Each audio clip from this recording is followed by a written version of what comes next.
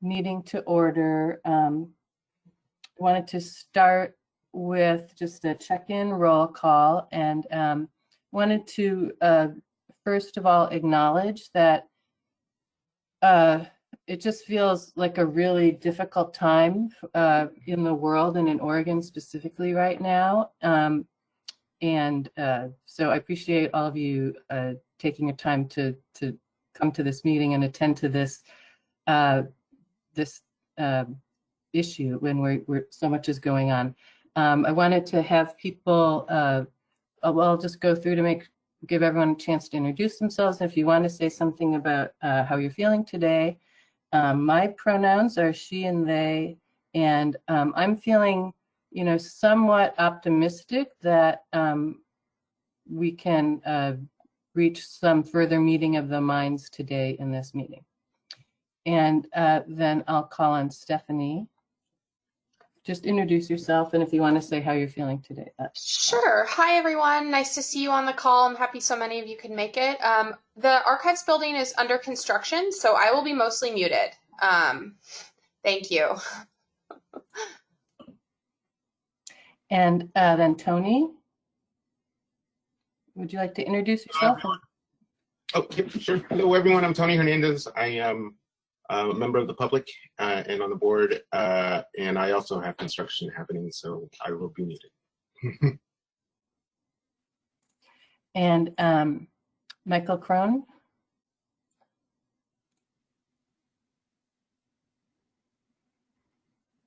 Sorry, too many different things with too many different mute button placements.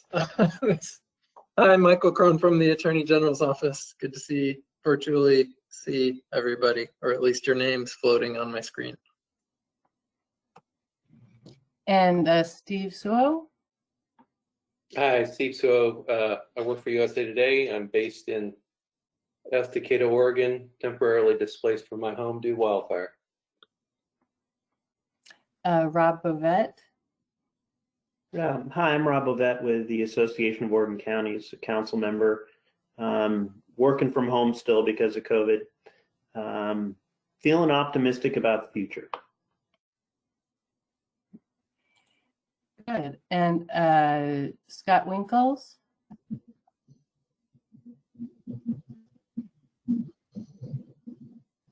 Sorry, Scott Winkles with the League of Oregon Cities. I am just going to be honest with folks. I am multitasking right now. I will engage and participate to the best I'm able, but we are working on pushing out some information to our members from OEM and FEMA right now. So I'm going to do my best to do both. So I'm feeling busy. Okay, thank you. So I'm skipping people who aren't members. Adam Crawford. Hi, everyone. This is Adam Crawford from DAS. I'm both with Rob and Scott. I'm feeling optimistic, but also juggling a little bit here today. So, Thank you. And Mark Landauer.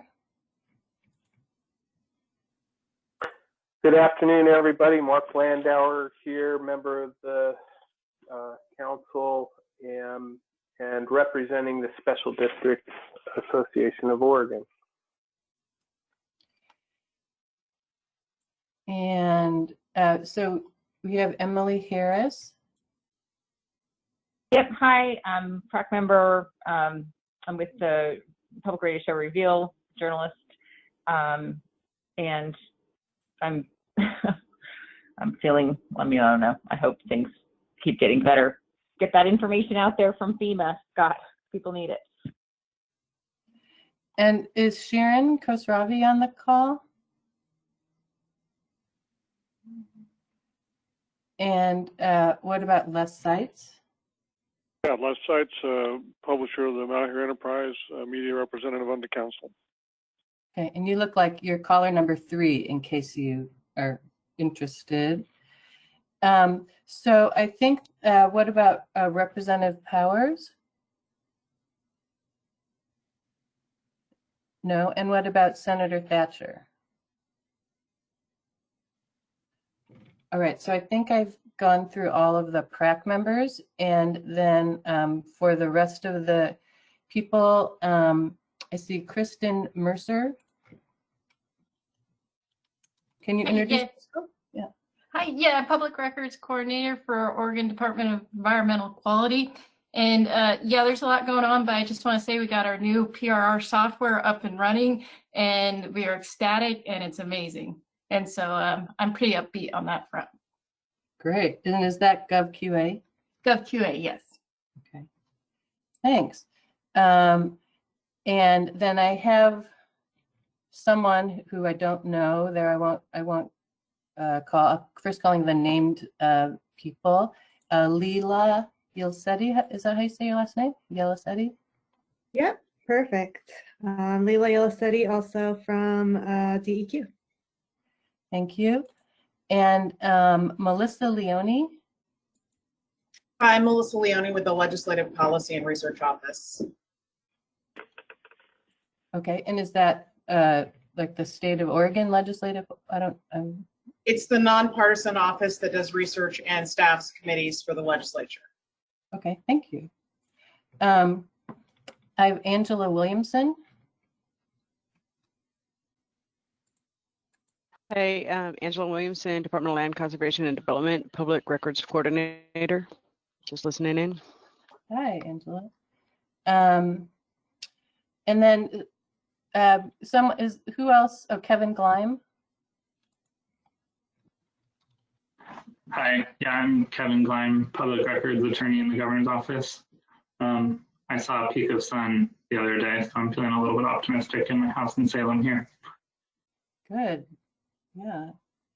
And then we have some unnamed callers.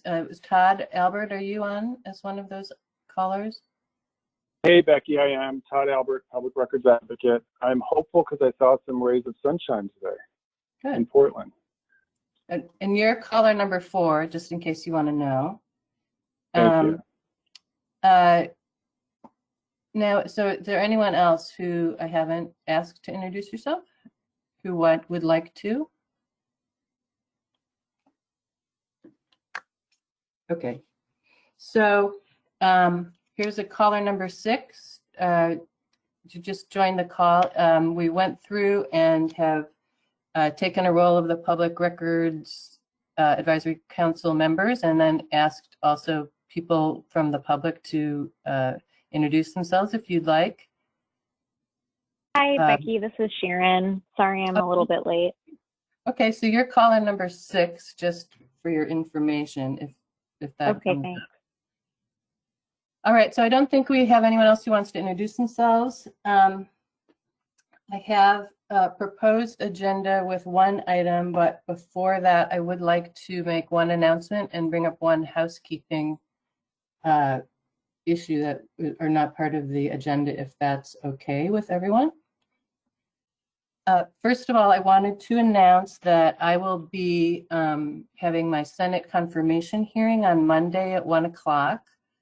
So if anyone wants to know about that, it's will be an online Zoom meeting, and it's with the Senate Interim Rules and Government Appointments Committee, and I have the name of the person who's chairing it, but I'm not looking at that right now. But if anyone wants information about that, let me know, and I can send you the information about that hearing. And then the housekeeping issue I wanted to bring up is that Stephanie is no longer able to do the minutes for our meetings, and I'm so appreciative for all the work that she did so far for us. And so I will be working on the minutes from the last meeting. I've started on that, but I'm also willing to have any volunteers who would like to do the minutes from this meeting or meetings in the future. Feel free to let me know. I'm going to look into creating a transcript of the meetings through YouTube, which I've heard is available, but then I still think we'll have some kind of summary minutes just detailing the activities, or like the actions that were taken at each meeting. So I wanted to let people know about that, I don't have the minutes yet from last meeting, but I'm about halfway through going through it. Becky, Pardon? Becky, it's Tony. Hi. Oh, it's Tony. Just quickly, I'd be happy to help with minute, I guess, creation, especially using YouTube. I'm pretty fast and I have a lot of time, so Well, great. So I will contact you after this meeting and see if you want to try to do the minutes for this meeting. But like I said, I'll do the ones from the last one. But it'd be great to have someone help with that. Sure. And Stephanie, thank you for everything. I just wanted to say that. Really awesome. It was my pleasure. Thank you, Tony. So I had one main issue to discuss today, and I'm having what I was saying. I'm having a little bit of trouble pulling up the agenda onto the screen, but there's really just the one issue was language for a DAS bill, the DAS placeholder bill that has been discussed in the past. It's my understanding that language needs to be finalized by next week. And again, just going through the minutes of the past meeting just now, I see that PRAC has decided to move forward with the language that was adopted in June by PRAC through the legislative members of this commission.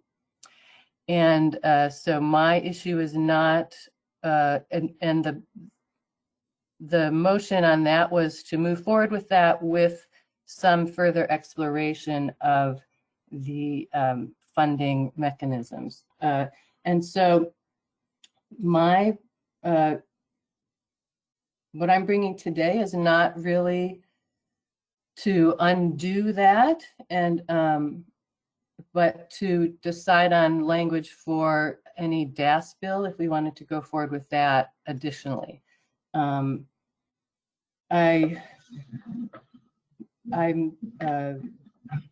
sort of apologize if the memo that I sent out with my thoughts was did not indicate my appreciation for all the work that you've all done coming up with the language that you have. And if it was not clear that I fully support an independent office and changing and clarifying the law regarding my independence. But I did feel like it was my obligation to share my thoughts with the work that you've done so far, and particularly my concern over what I perceive to be a misunderstanding about what the current language does and does not do. I don't know if people want to start, if have any initial comments that you'd like to make. Yeah, Becky, if it's okay, this is Adam from DAS. I was hoping I could jump in here too. So as PRAC members know, I think it was several months ago, I had mentioned that we as DAS had put together a placeholder. So in the event that the PRAC would have a vehicle to introduce. In subsequent conversations, it became clear that the PRAC was, at the very least to me, my understanding was trying to get a member to introduce a bill. So right now, my draft bill is just almost an exact word for word redo of Senate Bill 1506 from House Bill 20, or excuse me, the 2020 session. When I say almost exact redo, if you go down to the bottom of that bill, the operative dates are now 2021 rather than 2020. If you would like to continue to have that vehicle, happy to ask the governor's office to introduce it. If you do not want to have that vehicle, if you would prefer just to have solely the legislature or the legislators to introduce a vehicle, that's also okay. At that point, I would just request that the governor's office not introduce the vehicle and we can go away. So you would not offend me in the slightest if that is a concern of yours. So happy to answer any questions. Adam, this is Mark Landauer. Hey, Mark. I have a question. Yeah, I do have a question, and that question would be, what's the relating clause to the bill that DAS was going to submit? I think it's relating to the Public Records Advisory Council, but I can double check that. Also, if we needed to amend that, we would have the ability to prior to dropping, if that was the will of the committee. Thank you for that clarification, Adam. Sort of my sense that, at least at this point, hold on to it, but we may change our minds after this call.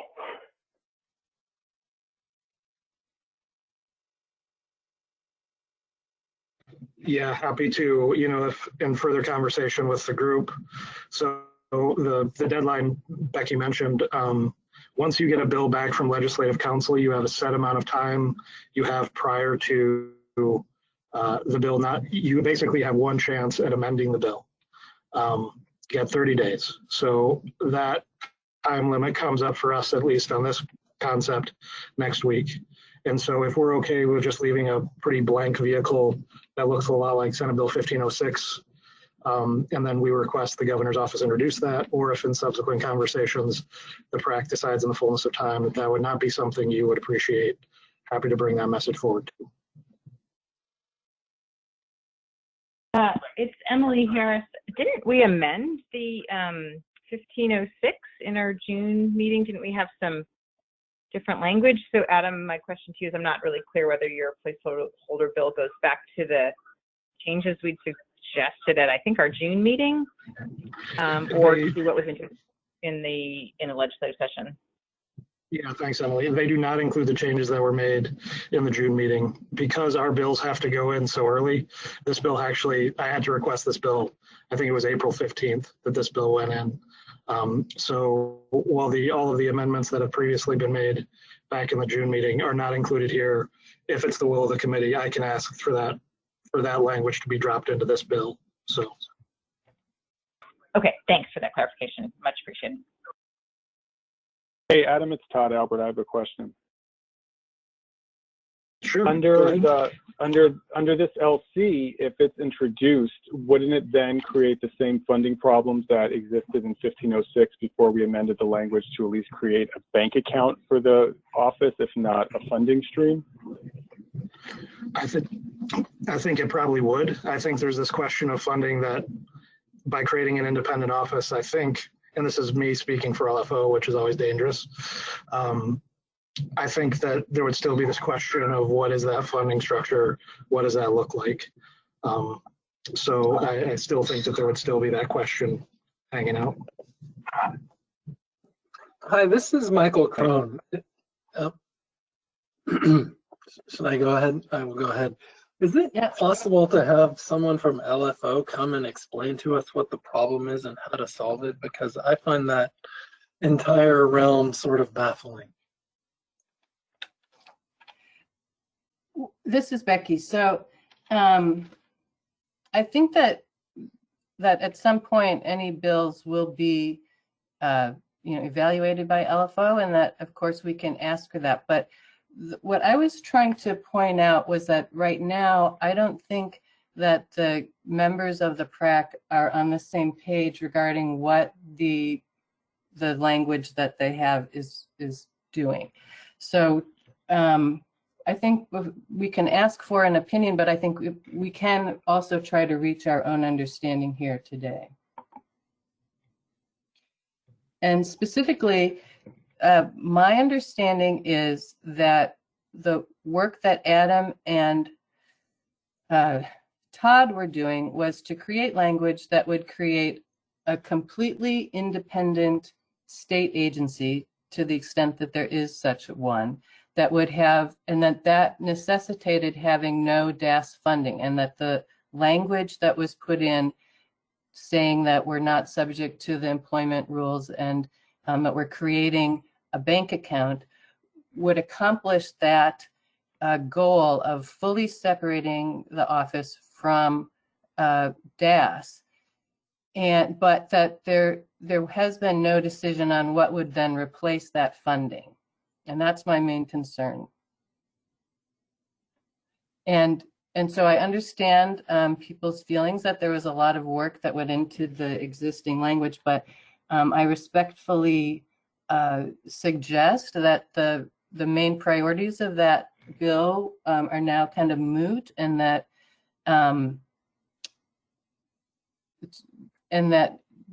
we haven't really discussed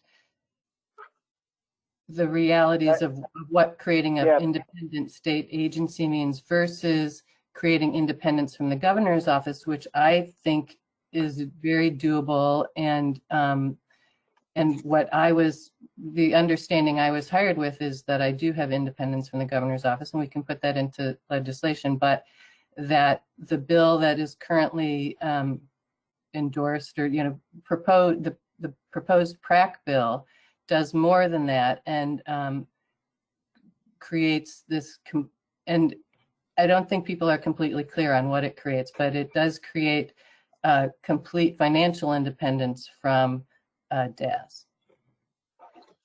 Right, but doesn't that, like, my very lay understanding, and I have no comprehension, this is Michael again, of the arcana that is the legislative fiscal office, really. But my thought is that all that would need to be done, I think, is that the legislature would then need to appropriate money. Is that wrong? I think in the last, like when the bill was moving forward before, the idea was that there already has been money appropriated for, through the end of June 2021. And so that money could go into the account. But if we're talking about a 2021 bill, there is no 2021-23 appropriation. And if we're talking about ending the relationship with DAS, then go ahead, Mike. I'm sorry, but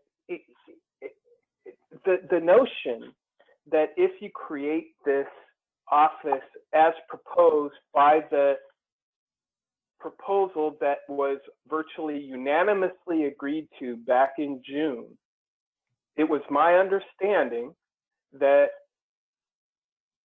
the Legislative Assembly would have to effectively create a new budget for the office. We thought that if my recollection is correct, we all thought that was going to be doable. Am I missing something here? I'm frankly a little confused at this point. This is Les. I'd like to weigh in on that point as well. I mean, but there is, Becky, the Public Records Advocate's Office has a budget now, correct? It has appropriated funding, correct? We don't have our own funding right now. We're funded. But you have a budget, correct? Yes, somewhat. You're getting paid, and the office expenses are being paid. It strikes me that the money that is going to fund the PRAC operations now would follow the PRAC to whatever new home it has. It's not like we are asking or would be asking the legislature for new money or an entirely new budget. It is a budgeting scheme to simply move the PRAC money from this pot to this pot. So I'm with Mark. I'm a little confused about why, number one, why this is such a roadblock to the basic principles that the council has been discussing for months. Number one. Number two, from the governor on down, there is support for the independence of this council, and it's hard for me to imagine that the legislature would look at a PRAC bill and say, well, that's great, but we're not giving you any money. I just don't see that as a political reality. So I would hope that we do not get bogged down into trying to become a budget analyst today, but rather leave that work, as Michael says, to those who know it and figure, we know what the issue is. It's simply coming up with a solution. That's not a policy decision. So, Les, as I said, when the bill was originally going forward, there was a budget that was continuing, but but for the next biennium, there will be no budget from DAS under the current language of the bill. But I would chime in here, Becky, and say that if we are pushing a bill to create truly independence, whether it be policy or financially, that we would also be working hand in hand with LFO to ensure that there is a newly created budget. Trust me, there are plenty of bills that will be sitting in the assembly waiting for just such a change in order to create this budget for your office. There are at least 20 to 30 bills introduced every legislation related to state financial administration. And I can see your budget, a newly created budget, simply dropped into that. Adam, am I missing something here?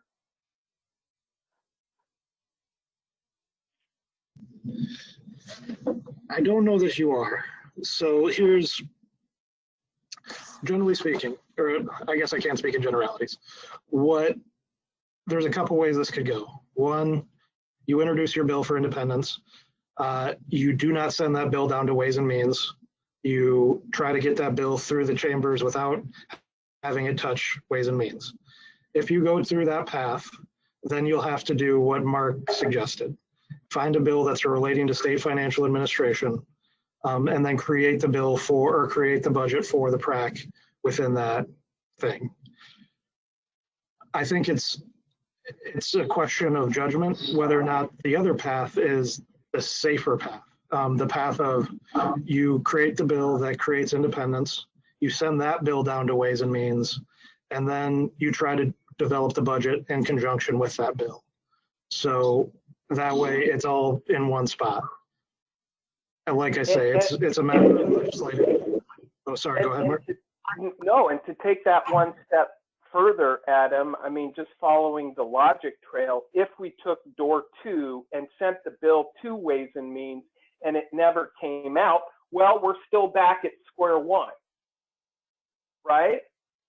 Because theoretically, I suppose they could pass the policy without funding, but then that's a political problem for them versus just not doing anything on independence whatsoever and effectively killing the bill in the Ways and Means Committee. So I would agree. I'm just again, Becky, and not to be disrespectful in any way, shape, or form. I know that you're trying to do the right thing here, but I'm really confused by this because I thought that we had largely come to an agreement about how we were going to pursue this effort of independence for the office. Well, I would like to hear from the rest of the PRAC members if they understand and they understood that the proposal is to go independent of DAS funding, and that there will, under this proposal of complete independence, there is no DAS funding, and there are some options for funding, but that to enact the current language would mean that the office is not funded by DAS. So I just wanted people to realize that. That's my understanding, and I wasn't sure that that's what everyone else understood. Hi, it's Tony. So I just wanted to, I have a few things to say. First off, I appreciate that, Becky, you kind of mentioning that, at least for me, it took me a while to remember what we had talked about and what we had agreed upon as a council before your time. And looking on our website, there's no clear indication principle kind of document that might lay out that kind of process. And I encourage something more simply for the public, because if you're having, or at least if I'm having trouble remembering, just having a quick access glance at what we want to do versus what's happened, that might be helpful for the public. But two, I want to also say that I'm with Les and say that politically, I just can't imagine. I'd like to know why, because I do remember not feeling concerned about the funding source of the current office until, as we were kind of going through and studying through a subcommittee the potential revenue sources for the PrAC that will truly make it independent. But my understanding was always that it was going to be funded by the state somehow. And to me, whether it's DAS or a small district, as long as it's public dollars that are being transparent and clearly laid out, and our principles are out there, I'd rather us continue that path. Because I just, again, I can't see how it would be good for the public by going public and saying that, that I guess DAS, the agency that's charged with this, is no longer gonna fund us, So especially given the past. So anyways, I just kind of wanted to throw that out. Excuse me, I didn't quite understand. Did you say you think it will be good to go forward to the public, letting them know that DAS will not be funding the office? I said I don't think it would be good. I can't imagine why or how you would explain how. Well, I mean, I can't. I don't want to make assumptions, but I would like to know why it's no longer in the budget from DAS. If I guess, sorry, I'm being unclear. My question is, it wasn't but funding wasn't a concern back whenever we last talked about it and decided as council. And my interpretation of what I've heard is, Becky, you're saying that DAS is that funding agency, and that now they're saying, for whatever reason, maybe because of that, 2020 as it is, they're no longer going to be able to budget us. Right. No, I'm not. Sorry. I'm not saying that. I'm saying that if the bill as written passes, then DAS will not be funding the office. So this is Rob. Can I make a quick comment or maybe question? Sure, of course. So I guess I kind of agree with Mark just because of my understanding of the way legislative process works. And I, of course, defer to Adam for how DAS and the budget works. But, like Mark, I've been working in the building for a long time. And I see a couple different paths. The one that Mark says, get it into ways and means. But, my style is if you have an ambiguity, I don't think it's an ambiguity, but let's just say it is as to who funds it. Let's just address it in the bill. Let's just tell DAS they got to include this in their budget and they got to fund it and call it a day. Add that to the bill. I can give you a subsection that essentially says that. Yes, I agree that. Sharon. Oh, go ahead, Sharon. I mean, I'm getting a little confused here myself, but isn't that exactly what Becky is suggesting? Well, if I could just comment. Correct me if I'm wrong. I mean, it sounds like what Becky is saying is that we should not have such ambiguities in the bill. And I hear that people are saying, well, there's no way that this is not going to be funded given the current support, but it's still a risk, right? Well, so I think what Becky is suggesting is to clear up the ambiguity and have a funding source addressed so there is absolutely no risk. And correct me if I have any misunderstanding, please. Well, so why don't I just draft you what I'm talking about, and I'll send it to Becky, and she can forward it to the PrAC if she wants. But I guess my issue is, or my question is, what you just said is not consistent with the long memo that Becky sent us, which would virtually unwind the legislation we crafted.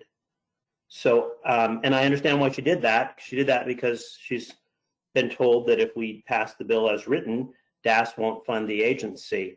Well, I'm just offering another alternative. Instead of unwinding the bill and its independence, add to the last draft that we came up with a statement saying DAS shall include this in their budget and pass it through. And I don't have any objection. Oh, hello. I mean, and I understand what you're saying and your interpretation of the memo, but Becky also said at the beginning of the meeting that it was not her intention to have any impact with that regard. But the way that I'm reading this is that there is some insecurity in having the funding mechanism not directly addressed. So that's been my interpretation, and sorry if I'm not getting. No, let me just interrupt that. The reason that my proposal is what it was, and then again, I didn't mean it to be a full proposal of what I think is best for the office, but I was just trying to address what I thought about the current proposal. But it's my understanding that we cannot, under the language of the current bill, that DAS would not be able to fund it because because the language creates a non-DAS funded organization. That's all that language that Adam and Todd put in, saying, we're not part of this, the employment part, and that we're fully independent, and that we'll have a different account for us that will have to be funded somehow. So Rob, my first idea was to just add something at the bottom. And then I looked into it further, and it's now my belief that won't work. This is Emily. Oh, go ahead, Rob. Sorry, go ahead. I'll ask my question in a minute. So why won't that work? Because you can't be a non-DAS agency and get DAS funding. Well, you can if we put it in state law and tell them to. Do people agree with that? Yeah, I do. I mean, I think Rob has a good idea. I mean, you can put that language in to put the issue into play. That can always be amended, correct? Well, state law can be amended by the legislature, but only by the legislature, right? Well, I'm saying you can put that language in the bill, and during the process, if on a separate track we persuade the legislature to set a distinct appropriation for the council, at least the bill addresses the funding issue, and I don't think we need to resolve where each dollar is going to come from today. I think we just need to put the machinery in place to get it resolved. Perhaps I can ask a question, and it's directed to Adam. Adam, so you have this bill that you have sitting in your tight little fist at the moment. Would it be possible to potentially change that bill from the bill in 2020, 1506, if my memory serves me, into, frankly, a new budget bill for the Public Records Advocate's office? So just relating to Public Records Advisory Council, or do you just want a regular state financial administration bill with the Public Records Office as the target? Is that what you're thinking? I was thinking doing a bill that would be similar to any other really small state agency budget bill. But again, as we mentioned previously, we could hijack a bill relating to state financial administration.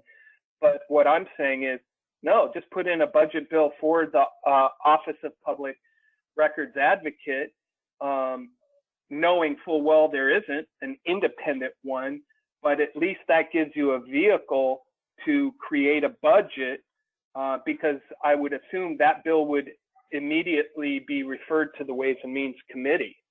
I mean, that's another way to do it. I guess that's sort of a two-step process compared to Rob's, but it's another option. Mark, are you thinking you mean this one bill under what Adam's got, in the queue already, just talk about funding, and then the 1506 be introduced separately as the bill that deals with the independence of the office? Just for clarity. Correct. And can I ask also to just tap into your insights of the people who work in the building all the time? Is there a meaningful difference in having, for example, a small state agency budget bill, in the DAS sort of pile of bills that can be introduced sort of from the executive branch? Is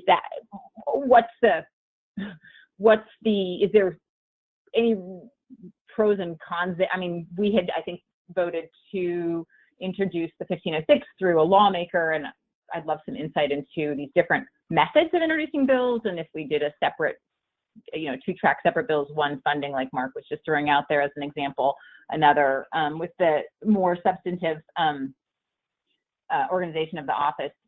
Does it matter which way they're introduced? I can try to take a swing at both of those, but Mark, if you want to. No, please, Adam, you try to answer that one. Thanks. So specifically regarding creating a new budget bill, that question is a little above my pay grade insofar as any bill that gets introduced by the executive branch has to be reflected in the governor's budget. And that process plays out over several months. And is ultimately decided, and the governor offers her budget on December 1st. So creating a new budget is a question kind of for the governor's office more than anything. Creating a bill that I think has this open-ended question of how the funding comes, I think is it's a good one. For the question of does it really matter? I think for this group it kind of doesn't. The reason I requested this bill from Ledge Council was I knew this conversation was going to occur, and just on the off chance that you couldn't easily find a legislator to bring forward a bill on your behalf, that you would have this vehicle to use with as the council wanted. So it sounds like I believe Senator Thatcher has agreed to bring forward a bill on your behalf. Whether or not you want to address your budget in one bill and the office's independence in another, you want to do it all in both. I am agnostic on all of those questions, and I leave it to the good judgment. If I may quickly respond to that, Adam, that was helpful. If we were to, putting everything aside at this point, I do think that the council needs to consider submitting a letter to the governor as soon as possible, requesting that the governor put aside in her budget sufficient funds for an independent public records advocate's office. And that, from my opinion, ought to be submitted to the governor, and I'd be more than pleased to sign as one of the council members making that request to the governor.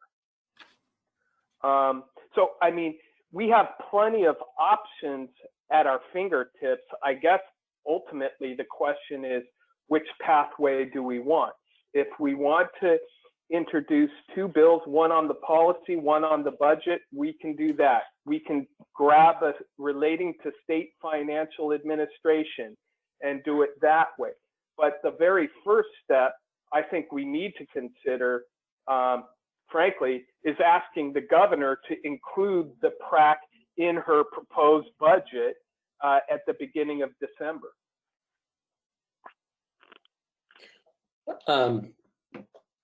I agree with a lot of what's been said. This is Steve. I think in the long term, it would be desirable, or at the very least nice, to have some sort of dedicated funding stream that's independent of all of this. And we've talked about that in the past, but really what we're talking about is the short term. And the goal is to create independence while also preserving the financing. Did I cut out? Am I not hearing? Are you here? Are you not hearing me? I can hear you, Steve. I can hear you. Okay. So I guess I also am. I think I was aware of. I had a sense of what we were trying to do back in June. I'm frankly a little bit indifferent in the near term whether we're going to the legislature every biennium and asking them to fund the PRA, or we're going to or we have the DAS funding flow enshrined. But I think the idea that Mark proposes of going ahead and trying to secure that DAS money makes sense. To Rob's point about let's deal with it by putting something in the bill that says that this can happen in terms of the executive branch. There is a provision. I went back to some research I had done a year ago, back when we first started talking about this. In Georgia, they have a statute that creates a child welfare advocate. And if I may, I'll just read some of this language because it may be helpful. They say the Office of the Child Advocate for the Protection of Children shall be assigned to the Office of Planning and Budget for administrative purposes only, as described in code section, et cetera.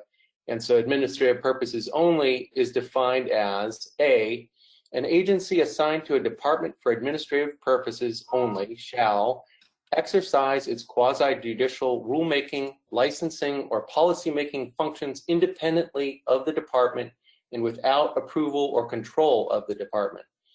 Prepare its budget, if any, and submit its budgetary requests, if any, through the department, and hire its own personnel if authorized by the Constitution or by the statute, or if the General Assembly provides or authorizes the expenditure of funds thereof. And there are more provisions in there, but I think I'm not among the lawyers on the council, but it seems like that kind of language could accomplish what we're trying to do. So Steve, this is Rob, actually. I think we're channeling each other because I just sent an email a couple of minutes ago to Becky, and I'll read what I wrote, which is what I described to Becky, which I'm neutral on it. It's just an idea, a concept, and here's how it would read. Very similar to what you just read off. It would add a new section to the bill. I'm calling it Section X. The Office of the Public Records Advocate shall be assigned to the Department of Administrative Services for administrative purposes only. Subsection 2. The Office of the Public Records Advocate shall, A, exercise its authority independent of the department and without approval or control of the department, and B, prepare its budget and submit its budgetary requests through the department. 3, the department shall include in the departmental budget the budgetary requests of the Office of the Public Records Advocate as a separate part of the budget and exactly as prepared and submitted to the department by the office. Same idea, just maybe shorter. I like it. You guys really are channeling each other. I'm trying to pull that up and get it so I can share that. Yeah, it sounds good to me.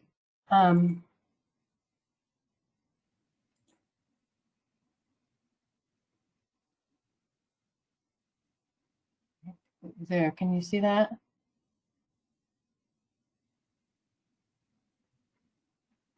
Yes, we can. Yep, that's it. I see a typo already. After little tiny b, there should be a period, not a semicolon and, but that's just a technical drafting error. So, but yeah, that's the idea that I was talking about. So I don't know whether that meets with what the PRAC is looking for, but that's just another way of addressing the same problem, I think. One question I have, Emily, was just, and it's really appreciated having that kind of language so fast. I mean, I appreciate, Becky, that you have come into the office and looked really hard at trying to understand how that structurally works, and identified that felt like the financing was not on a clear footing, and it's always great to have fresh eyes on stuff, and I really appreciate your digging in to try to understand the stability of the funding of the office. And in your memo and in conversation, my understanding has been your big concern has been kind of these real logistical things like, who do you call when your computer is broken, or what HR process do you follow, and kind of that sort of administrative support.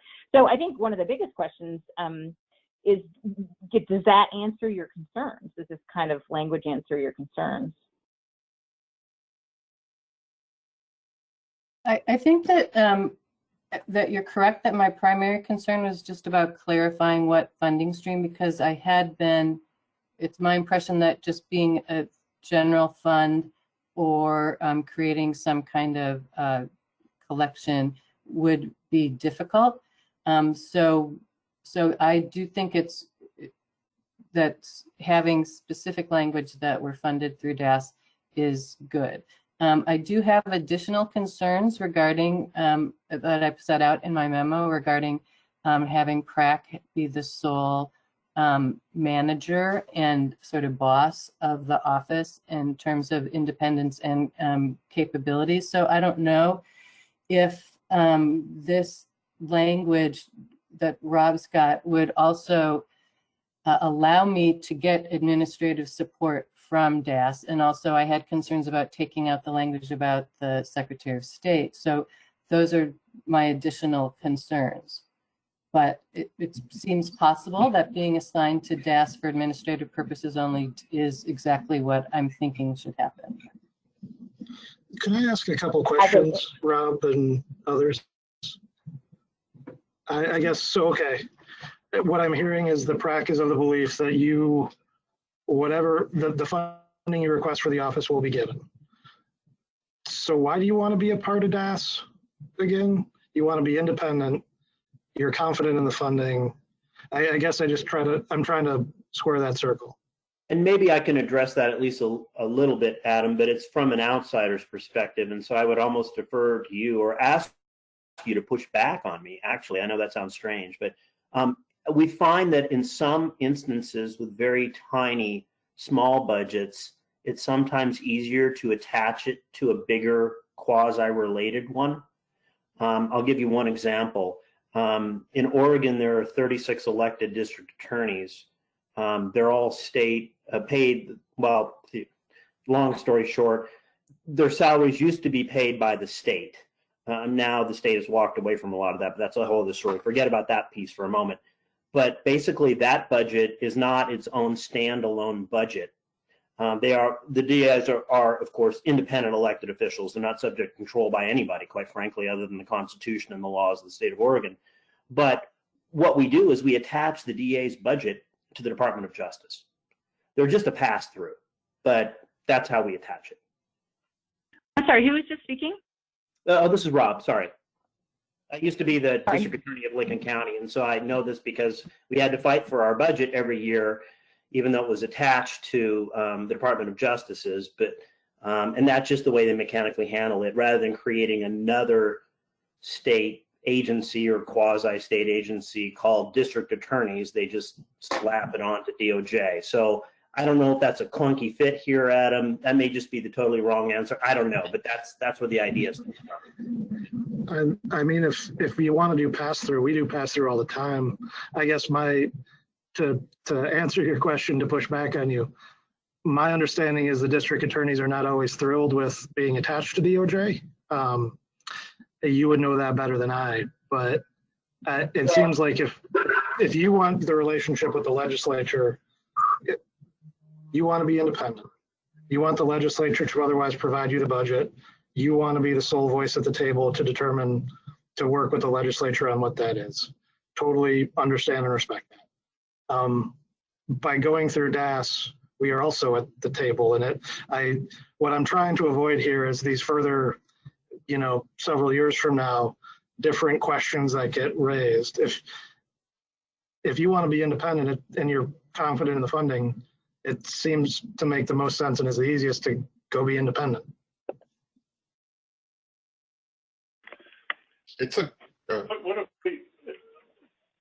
What if we blend two ideas here? This is Les. What if we adopt Rob's language as a minimum placeholder, but I was attracted to Mark's idea of requesting the governor to include in her budget the funding for PRAC?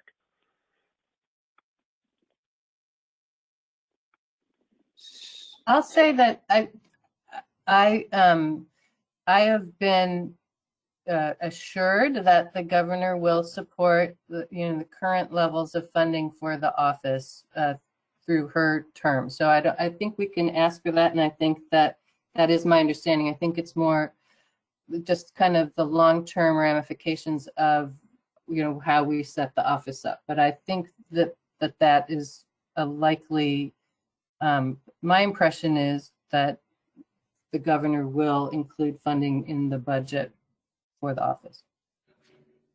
So the temporary solution would work then, would it not? I mean, at a minimum, we would have the pass through DAS, so that the budget issue is for the moment resolved, but it's on the table and it's in the legislation that can be amended at any point. And then if the governor comes through with separate budget support, then it's really easy just to strip out the reference to DAS that Rob has suggested. Seems to me a pretty elegant solution. Well, and perhaps to tag on to that, Adam, you can confirm this for me, but if the governor were to propose an independent budget per se, whether it's a pass-through through DAS or it's truly an independent office, if I understand it correctly, she is then, if she proposes that, she has to actually submit a budget bill for the Office of Public Records. Is that not correct, Adam? So I guess there's two different, I'm trying to think through all these various permutations as we go. So apologies if I'm going to bumble here a little bit. So and I apologize. You're getting. Go ahead. This is why they pay me for it. It's okay.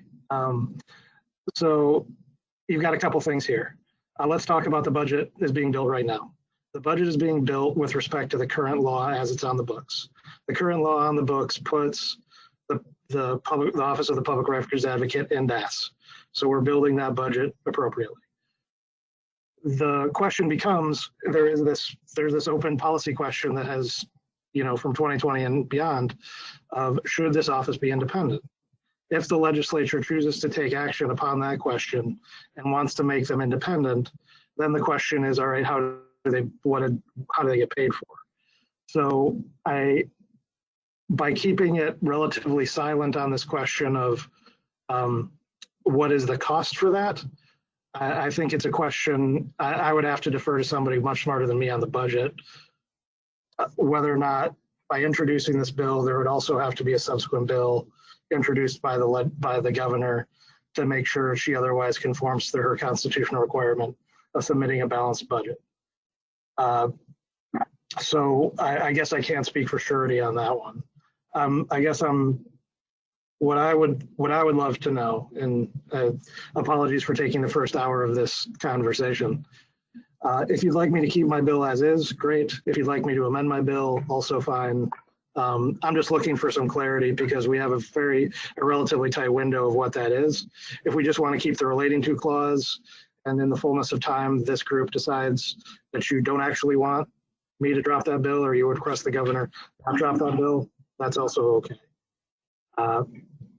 I think this question of funding, I agree with Les by and large that this is kind of where we have the legislative session to answer some of these questions of funding and what is the right place and what is not the right place, because ultimately it's a policy decision, and I think that's best left to the legislature for them to determine. This is mostly, I think, I don't want to say a technical piece, but very happy to drop this bill in one chamber and another bill if the legislature otherwise wants to drop a bill in another chamber, totally open to that. If you would like me to back away slowly, that's also okay. This is Tony. I'd like to say something real quick, if that's okay. I wanted to say, Adam, thank you for the clarity and especially some of the questions you raised. I wanted to see, or I guess endorse, the idea of pursuing both the governor, the letter to the governor, and then the path forward with Rob's language, or however we said with pass through. But I ultimately also want to really emphasize the need to start the discussions for the funding through some sort of subcommittee or whatever beyond just these topics, because I think you know, and then to also get the perspective of the lawmakers who are on this committee, Senator Thatcher and Rep. Howard, just to see what they think in terms of the best strategy. But while we wait, it'd be great to just kind of get the ball rolling on how do we see this this agency, or I'm sorry, this office being funded through through however it is. So I just kind of wanted to emphasize that. Thanks. It's Emily. I mean, maybe we should put a line in the bill. I don't know, you know, whether this is something that is done in legislative proposals, but that, you know, that says something like, you know, the PRAC is looking at long-term funding and would report back to the legislature with ideas by 2022 or something like that, or 2023, I guess would be the next long session. Maybe that's a piece to keep that, you know, that idea, you know, very front and center, Tony.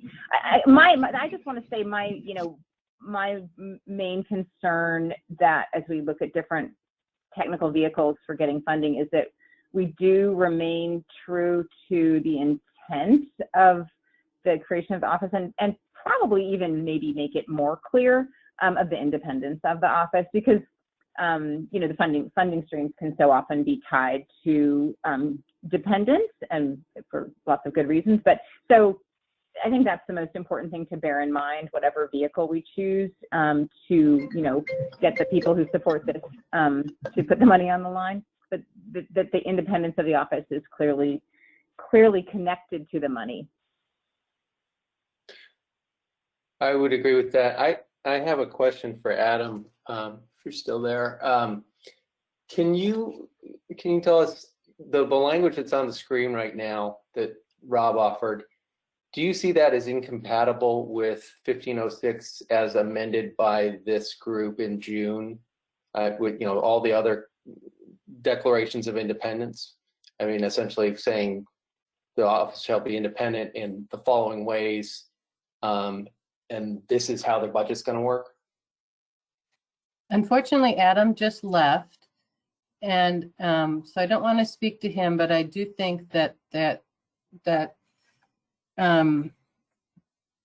there is some sense that yes, that the full independence, and that's what I tried to put out in my memo, that full independence, taking all, you know, appointment authority away from the governor, would normally require a separate funding source. And so while it could be, you know, something like a 2-year thing, right? I mean, that ultimately that would not be a long-term way for the office to operate. Why does this language, I mean, this language specifically but says... Becky, every state department works the same way. I'm sorry, I'm going to disagree with you on that, okay? Because every state agency that's dependent on general fund operates exactly the same way, okay? So to I just want to be clear that everybody who gets general fund is in that same dilemma. Yes, and it's my understanding that moving to become a general fund agency is not ideal. I would also agree with that, absolutely. But the fact of the matter is we don't have a dedicated revenue stream, and so that dog for the moment doesn't hunt. I've already, as many of the members on the PRAC have recall, I've given my word to entertaining that discussion on independent revenue stream for the office. Unfortunately, we had a pandemic and we weren't able to talk about it, at least up until now, and we had to replace our previous advocate with you, Becky, and I'm glad you're on board, but we've been distracted. So, I mean, I remain committed to having that discussion. Emily, I'm not sure that putting that into legislation gets us anything, because we as an independent body, so to speak, can take this up on our own volition anyway. And as I've said in the past, I'm open to having that discussion, and I think everybody has agreed to that, except for perhaps a few of our newer members who were not involved in that discussion.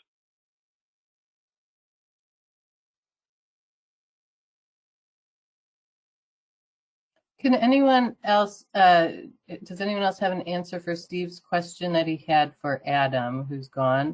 Does anyone else have a sense of, I mean, whether you agree or disagree with me, my sense is that while this could be a temporary budget option, that it's not feasible for a long-term funding source.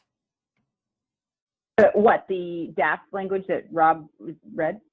Right, that it could be fine for now, but that in terms of just a long-term relationship, it can't be funded by DAS and not part of it. Well, how can that be fine for now but not long term? I mean, it's statute, right? Well, that's a good point. Yeah. Well, I say let's move the ball down the field. So just to help sort of corral the conversation, I would move that we amend our draft language to include the DAS language proposed by Rob, and secondly that the council send a letter immediately on behalf of the council and the advocate requesting that the governor provide in her budget independent funding for the Public Records Advisory Council. I'll second that motion. This is Mark. Okay, do people have a discussion about that?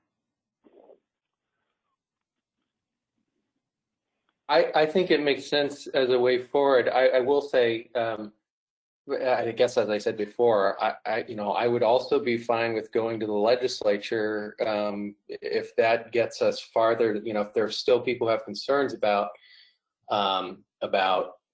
either the level of dependence on DAS that this potentially introduces, even though we are saying explicitly it does not create dependence on DAS. If there are people who have concerns about that, I think for reasons that have been going to the legislature would also be fine, because I don't think they would want to defund the office. Either way, I think either would work, but I would support this one.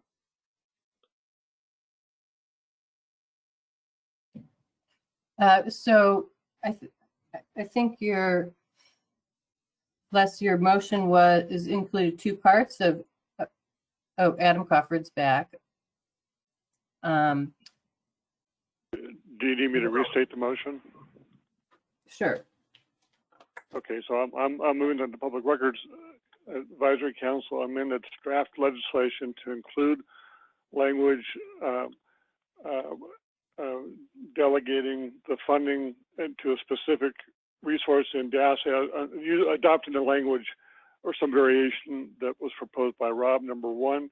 Number two, that the Public Records Advisory Council and the advocate immediately draft and send a letter to the governor requesting that she incorporate a separate independent budget for the council and its operations as part of her 21-23 budget. And so I had a question about who would draft that letter. Well, I would presume, since you're the advocate, I would look to you to do that. And I guess I feel like under the current status of the law that is not appropriate for me to do. So you're declining the task? Yes. Becky, can you explain why you don't feel that can happen? I feel like I could write a letter asking the governor to confirm whether or not the funding, and but I think asking the governor to do something like that is not in my role at this point. Well, you've had conversations with the governor's office about your concerns, have you not? No, I've had, I've told many people this, but I've had no interference, much less really interactions with the governor's office. I am basically operating the way that Rob's language would imply, that I'm kind of an employee of the DAS in general, and part of the COO budget, not the governor's office budget. I'm not reporting to anyone in the governor's office in the way that Ginger was, having regular meetings with people there. And okay, well, I'm not negotiating anything with them or talking to them at this point, although I do feel like this issue of Adams' DAS bill versus the Prax bill through Senator Thatcher, that it would be appropriate for me to provide language to Adam to go through a DAS bill. I don't think it's appropriate for me to write the letter that you're talking about.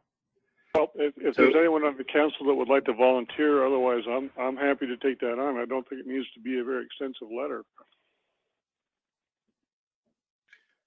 But I'm happy to yield to anyone else at that point to draft a letter to circulate to members of the council for their approval and ultimate signature. We'd have to do a public meeting to approve the letter. Becky, if instead of a formal letter, would a memo to something in a memo format that, as opposed to, that conveys the sense of the motion as opposed to the formal request, is that, if it was written that way, would you have is that something that you feel like you're in your authority? And I get where you're coming from, because this is, I mean, what your dilemma is what is attempting to be addressed by this conversation. So is that more within your comfort zone? Sure, yes. A memo from me to the governor's office stating that it's my understanding that there is a commitment from the governor's office to fund the office at the current levels through the next biennium in the governor's office, and just to ask that be clarified. I could easily do that. Is that more acceptable to the? Is that sufficient for the members of the PRAC? Would it reference the this language of, the office is assigned to DAS for administrative purposes only, or that kind of language that we're talking about drafting in the bill? What I'm thinking about now, right, is that PRAC, and so again, I feel this is very complicated, but that PRAC has its own ability, which would be made more specific by the language, to ask the legislators to put forward a bill, and that I, as a part of DAS, have the ability to work with Adam or maybe other people to also use this placeholder and change the language there. And so that I'm comfortable with adding this language into something. I'm not comfortable with just tacking it on to the language of your guys' proposal yet, for a bunch of different reasons, but some are small. And but yes, I think it would come together. I would maybe send draft language to Adam and the governor and saying, here's what I, as the public records advocate, are asking for through the DAS system as a bill. And as part of that, I would like clarification of my understanding that you've already agreed for the funding for the next biennium. Okay, so I'm getting really confused. I don't want something to be presented like the PRAC has one interest here and the advocate has another interest here, and we're asking for different things through different channels. I mean, forgive me for not, again, being an expert in how things work in Salem, but my understanding was the idea that Les just put forward as a proposal that we could still vote on this motion, that we put some language in the proposed bill that talks about the Office of the Public Record Advocate being funded administratively through DAS. And we ask the governor to, just because the DAS budget ultimately is part of, as I understand it, a budget that she would put together by December 1st, we would be asking her to, please be sure to include that. It's sort of like doubling down on it, right? We're proposing this legislatively, and at the same time, we're, letting the governor know that this is what our proposal is going to be, and asking for her budgetary, her support in her building the budget, in building her budget, her support reflecting that. But from just listening to your comments, I'm just getting really confused whether there's going to be some kind of double messaging here that's contradictory.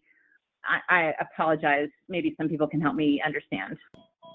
I think that is the crux of the issue, that under the current status of the law, I don't think that I have the power to the PRAC has the power to present language through outside legislators, and we want to clarify that. I don't have that authority, and I can ask questions of the governor's office and go through her process. But I don't, and that's the way I can suggest legislation personally as the public records advocate. And what I'm hearing, yeah, go ahead. No, I apologize. I didn't mean to speak over you. I thought you were done. That's okay. Go, what? Oh, I was just going to say the public records advocate also serves as the chair of this council, and I think what Les's suggestion is that as chair of the council, you write a letter on behalf of the council that makes it clear that the council is requesting this. I could forward a letter from the council that you wrote, and I can write. Becky, can I ask what the motion on the floor does two things, right? It inserts Rob's language into the draft, and secondly, it directs a letter from the council to the governor requesting that she include funding in her new budget. I'm unclear why, if the council approves that motion, you would not execute on that direction to provide that letter.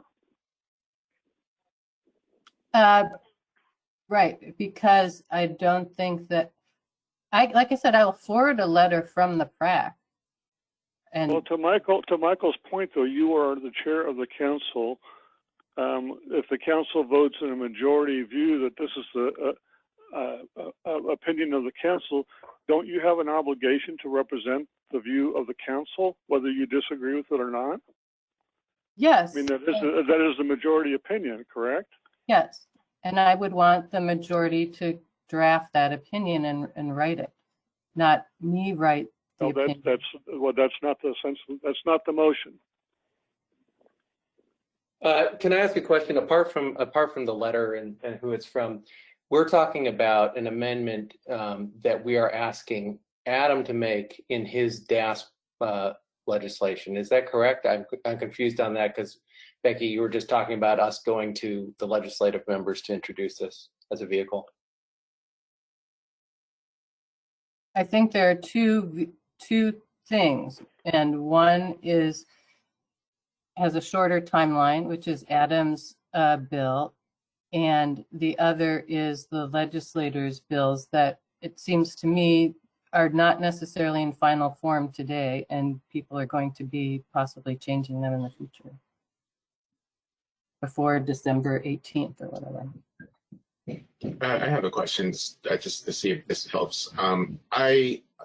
Becky is the, for lack of a better word, hesitation. I guess the disconnect for me is the past PRAs and have had no issue in drafting a letter that the whole group approves upon, but two, lobbying, I guess, for lack of a better word, and advocating for a bill. Is that the kind of the concern? just because of a difference of opinion, which I totally respect. I'm just trying to get a better understanding because the question's been asked, and I'm still not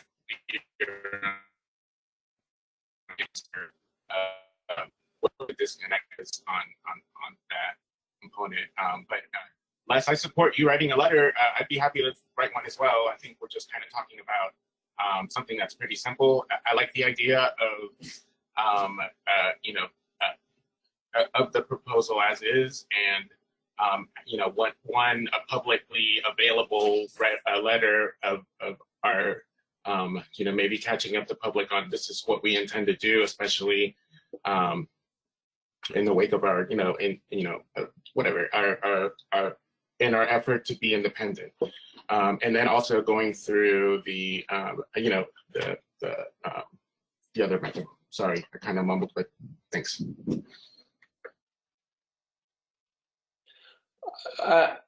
I'd like to go back to my question again. Adam, are you still there? Has Adam left us? Yeah, I'm still here. Sorry. So, so if this motion passes, would you then add this this language that Rob has sent and that's showing on my screen anyway? Would you add that to the bill that you've drafted so far, and would you update the bill to include what I can't? There were some other kind of Scrivener's things in the maybe more substantive, but there were changes we made in June. Would it be your plan to update it with the June information and then tack this on? So yes, I think what I would probably do with this motion is I would abstain from the motion because I think it's a PRAC issue. If the PRAC votes in the affirmative to ask me to do this, I would then give this language to Ledge Council to add to the bill. And then that would be the bill that we would go forward with until the PRAC tells me otherwise. The bill as we amended in June, or the bill as it was before then, plus this language that is on the screen? So I would amend my bill with a bill that's basically 1506. So it wouldn't include the June stuff. If you want me to include the June stuff, happy to include the June stuff. So again, sorry to make this so complicated. I think if you would prefer to make this less complex and tell me to go away with my bill, that's okay, and only focus on the bill that is being brought by a legislator. I totally understand, and it might clear a lot of this up. Well, if this is appropriate, I don't know. Can I make a friendly amendment to include in your motion asking DAS to update its 1506 version to include June amendments and the new language from Rob? Yeah, I'd take that as a friendly amendment. The one thing about this is, like, without actually looking at these and seeing what's compatible and incompatible, like, does the language of assigning to DAS for administrative purposes only, does that conflict with anything that we amended in June? I mean, it's hard to approve submitting legislation. I mean, it was so helpful, like, for example, when Rob in earlier this summer put together sort of comps side by side. I mean, I feel confident in what we amended in June was what members of the council, supported, and I'm just like worried now that there's going to be some other little language bit. I suppose we just clean that up in the legislative session. I guess I would agree. This is Adam again. The way I remember the June meeting going was you wanted to create a wholly separate independent entity for the PRAC. And then in this section, we're saying the PRAC, or the Office of the Public Record, shall be assigned to the Admin Services Department. So no, I'm totally Adam, things can be carried up and then we fix it in the session. What's that? Sorry, Adam. And this is a question this is great because this is exactly the question I asked when you stepped away. So yeah, it says it is assigned to the Department of Administrative Services for administrative purposes only. So it very narrowly defines and specifically says DAS has no control over it. So it's not, I don't see it as incompatible, but my question is, what about this well, my question was going to be, what is this language incompatible with the draft we approved in June? And tell me more. I think it adds, this is just me, I think it adds ambiguity. So, okay, you have created an independent entity that is separate and distinct from DAS. However, DAS shall be assigned to this office for administrative purposes only. Let's say the legislature comes in and says, okay, there needs to be a 10% reduction across all of your agency. Are you included or not included in that? What does that mean? That's just the first question I have. I guess without defining what administrative purposes is, it seems like we're back in this weird rabbit hole of you want to be independent, but also kind of not. And I think this just leads to confusion. And maybe that's just...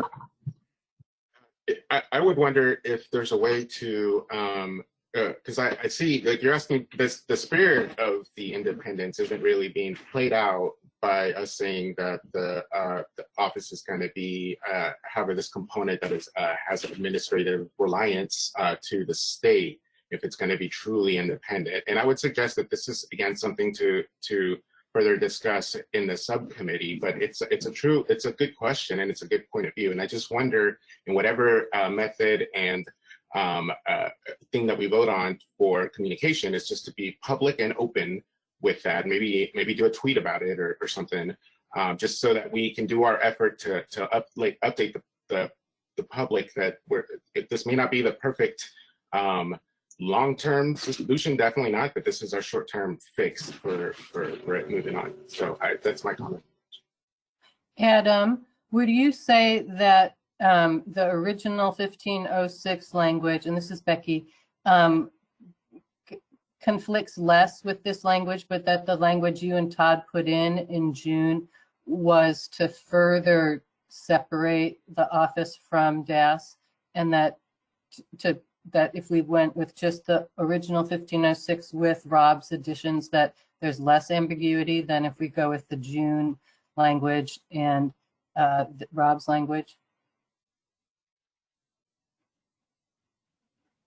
This is, again, just my gut. I think there's the same level of conflict. I think with both 1506 as well as the spirit of the legislation and even the verbiage of the legislation discussed in June, is it creates an independent office separate and distinct. It has its own thing.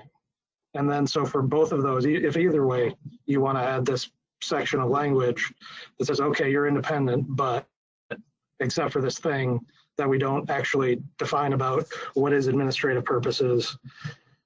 Well, are we talking people? Are we talking people and salaries and money? I'm sorry, I hate it when I'm guilty of it doing it right now. But I just that for my own sanity, are we talking about salaries for people, or are we talking like costs, brick and mortar costs?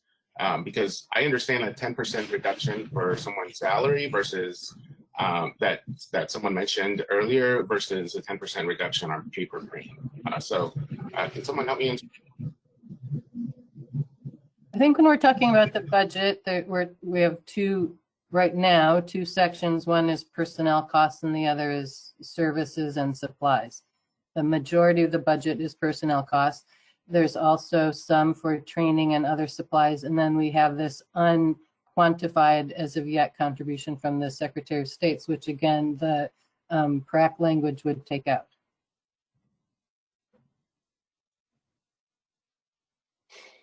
Well, Adam, are you looking at the section X on the screen here? I am. So there is administrative purposes is defined, right? It's not worded that way, but it spells out what the relationship will be between the PRA and DAS. You could add additional parameters to that, I suppose. The Georgia statute to which I was referring has many more chapters and verses. So what additional parameters would be helpful to make you feel more comfortable?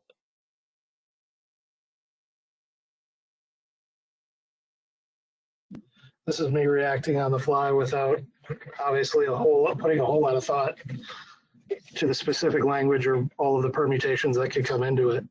I guess I would just reiterate what I said back in June.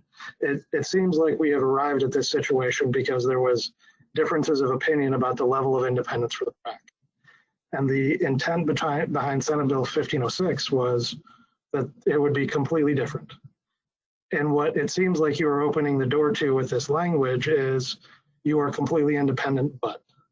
And for administrative purposes only, submitting your budget to us approving it without any amendments, as exactly prepared by the office.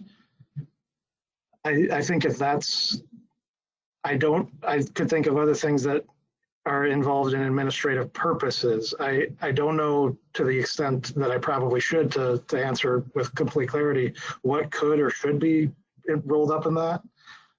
So I think it seems to me you are trying to banish ambiguity on one side and then inviting it in on another. If you guys think you got the money, great, go be independent, go get the money. I don't see why involving DAS at this point actually serves your purpose.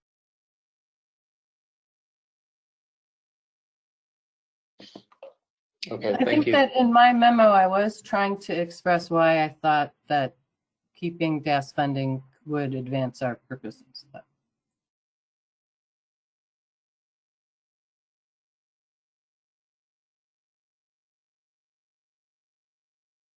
This is Rob. I just have a technical question, and it could just be my own deficiency, but can somebody actually send me the final conclusion of our draft from June? It's on the website. Is it? Okay, Yes. That's the only place I didn't check, so I'll thank you. Appreciate that. No problem.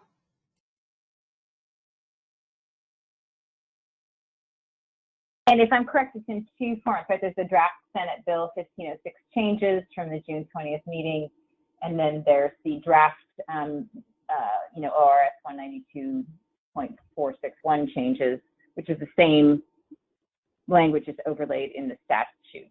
Those are, but they reflect the same language, if I'm correct. Does anyone confirm that? That's correct.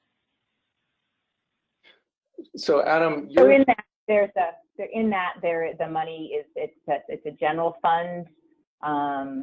It's a general fund, public records advocate fund established in the state treasury is the mechanisms, and the money is continuously appropriated for the purpose of funding the operations. Yes. And it's my understanding that that means there's a place for the money to go, but there is no money there.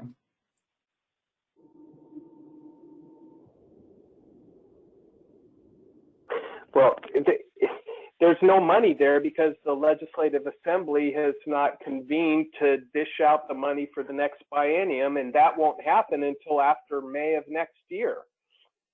I mean, we have to recognize the office is funded until June 30th of next year, correct? Yes.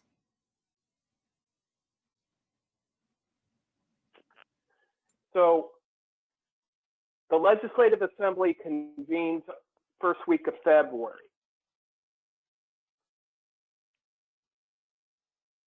My point is, there's some time to get this worked out.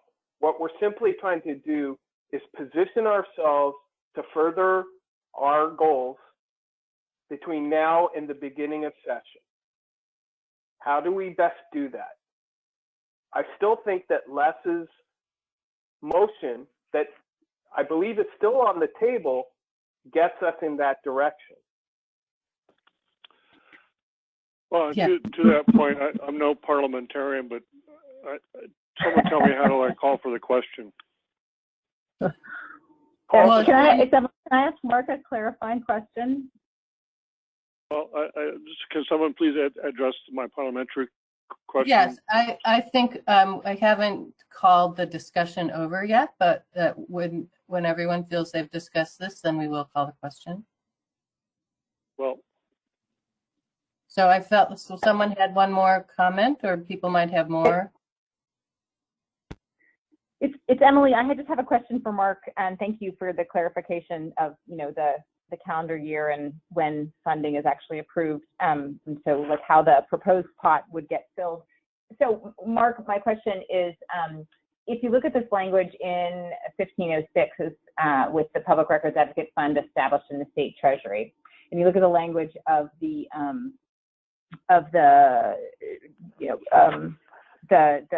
office being assigned to DAS for administrative purposes, are there any contradictions within that language at all?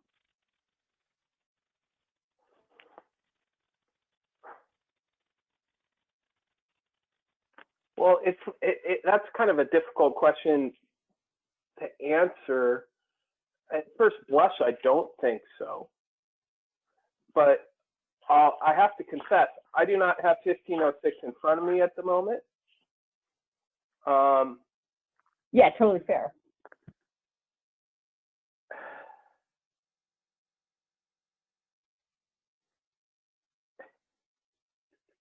Are they contradictory?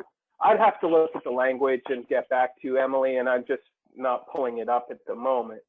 Yeah, I know that all this stuff can get worked out later. I just I guess I'm sort of curious, like which is better, like if we're going to put forward language that says that the office through DAS for administrative purposes, one option, the office is, has this special public records advocate fund, other option, like if we're putting together two suggestions that are distinctly different, or are they not distinctly different? I just I don't want to get caught in a trap where we're doing two different things. Well, I think what happens, Emily, is it's essentially two different pathways to the same destination, if that makes sense, right? Yeah. Is there one that's better than the other? I can't really tell you.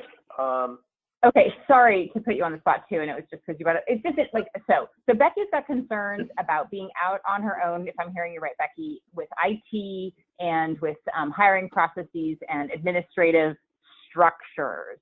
Mm-hmm. And it seems to make sense, it sounds like, to a lot of members of the council that DAS seems to be a good place to piggyback on those administrative structures. So, but there's a concern that if, you're in DAS, you're all in, and so you can't be independent. And is having a separate public records advocate fund compatible with having the administrative support from DAS, so that the office doesn't have to spend a lot of time reinventing the wheel and that sort of thing? They may well be very, very compatible. What I'm concerned about is that we go down one route and people think, oh, DAS, this language of administratively independent is going to actually wind up not being, administratively dependent is also going to bring with it a lack of full independence, but we like that better because it offers the support when we could have gone a different route, like we put in the June meeting of the Independent Public Records Advocate Fund. I think we all want the same thing here. We want Becky to be I think we are. We want clear independence. And I keep hearing that we can't have both, and I don't understand why not. Well, I'm going to throw something out here that could just turn this whole discussion upside down. I'm kind of famous for that, but let me throw something out here, and I'm going to direct this to Stephanie, if I may. Right. Stephanie, is the state auditor's office within the Secretary of State's office considered sort of independent? Yeah, great question. They are not independent. The Secretary of State is an independent elected official. So we have offices that operate outside of the governor's office and outside of other elected officials, including the auditor's office, which is very wholly placed within the agency as a distinct division, reporting directly to the Secretary of State, like myself. Well, you can probably figure out where I'm going on this. That's exactly what I was thinking, Mark. I'm beginning to wonder whether DAS isn't the best place, and perhaps the Secretary of State's office as an independent department within the Secretary of State's office may be the place this thing should land. And I'm sorry that I'm throwing this all out here, but I'm getting a sense, and Adam, forgive me, I'm not trying to put words in your mouth here, but perhaps we're trying to do something, we're making it more difficult on ourselves. And I'm wondering whether or not perhaps the Secretary of State's office, where the PRAC has already been for the last almost two years, whether or not that makes sense. I'm just throwing it out there because we've been on this for what, an hour and 40 minutes, and I don't, although we have a motion on the table, I don't feel we've made terribly much progress. Thank you, Mark, for that sentiment. I want to punt to Michael Crone and say that in Washington, it's part of the AG's office. So that's my 2 cents. But I guess I would say the way that I'm hearing everything and feeling about this is bringing me back to some conversations with Todd Albert before, when he explained that the PRAC could, or the advocate's office could get its own funding and then go ahead and contract back with DAS to provide some of these basic administrative services like payroll, like HR, which I believe they do for other small agencies. So that might be a path forward. I would just piggyback on that. That's what I would propose. I would recommend that if you want to go be independent, I would recommend that you go be independent. We would otherwise offer you the same level of services and the same types of services that we would otherwise offer other small independent agencies. You would contract with DAS for those services, whether that's IT support or payroll services or these sorts of things. Conversely, there are some other larger agencies that also offer these same services, whether that's HR support or otherwise. So it seems like the easiest way forward is creating your independence and then determining what suite of services you would like to get from DAS at your own recognizance. Is it possible also to, while considering those options, to contract out from a state agency that provides those services, to ask that to be offered to the general public that offers HR and IT solutions, and maybe even in particular to impacted communities?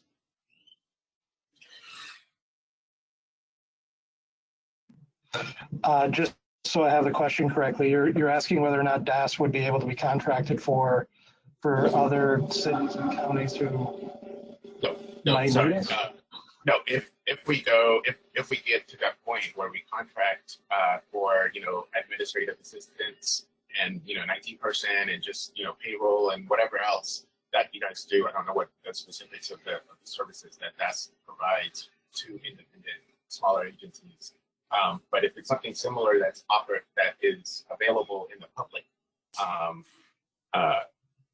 is there a competitive way for other HR local solutions to provide that service? And that, I think, also fits in the spirit of the independence, right? Is that we would consider the best price, whether it's provided by the state or provided by John Doe's business based in Corvallis or whatever. Yeah. That would be pretty cool to consider.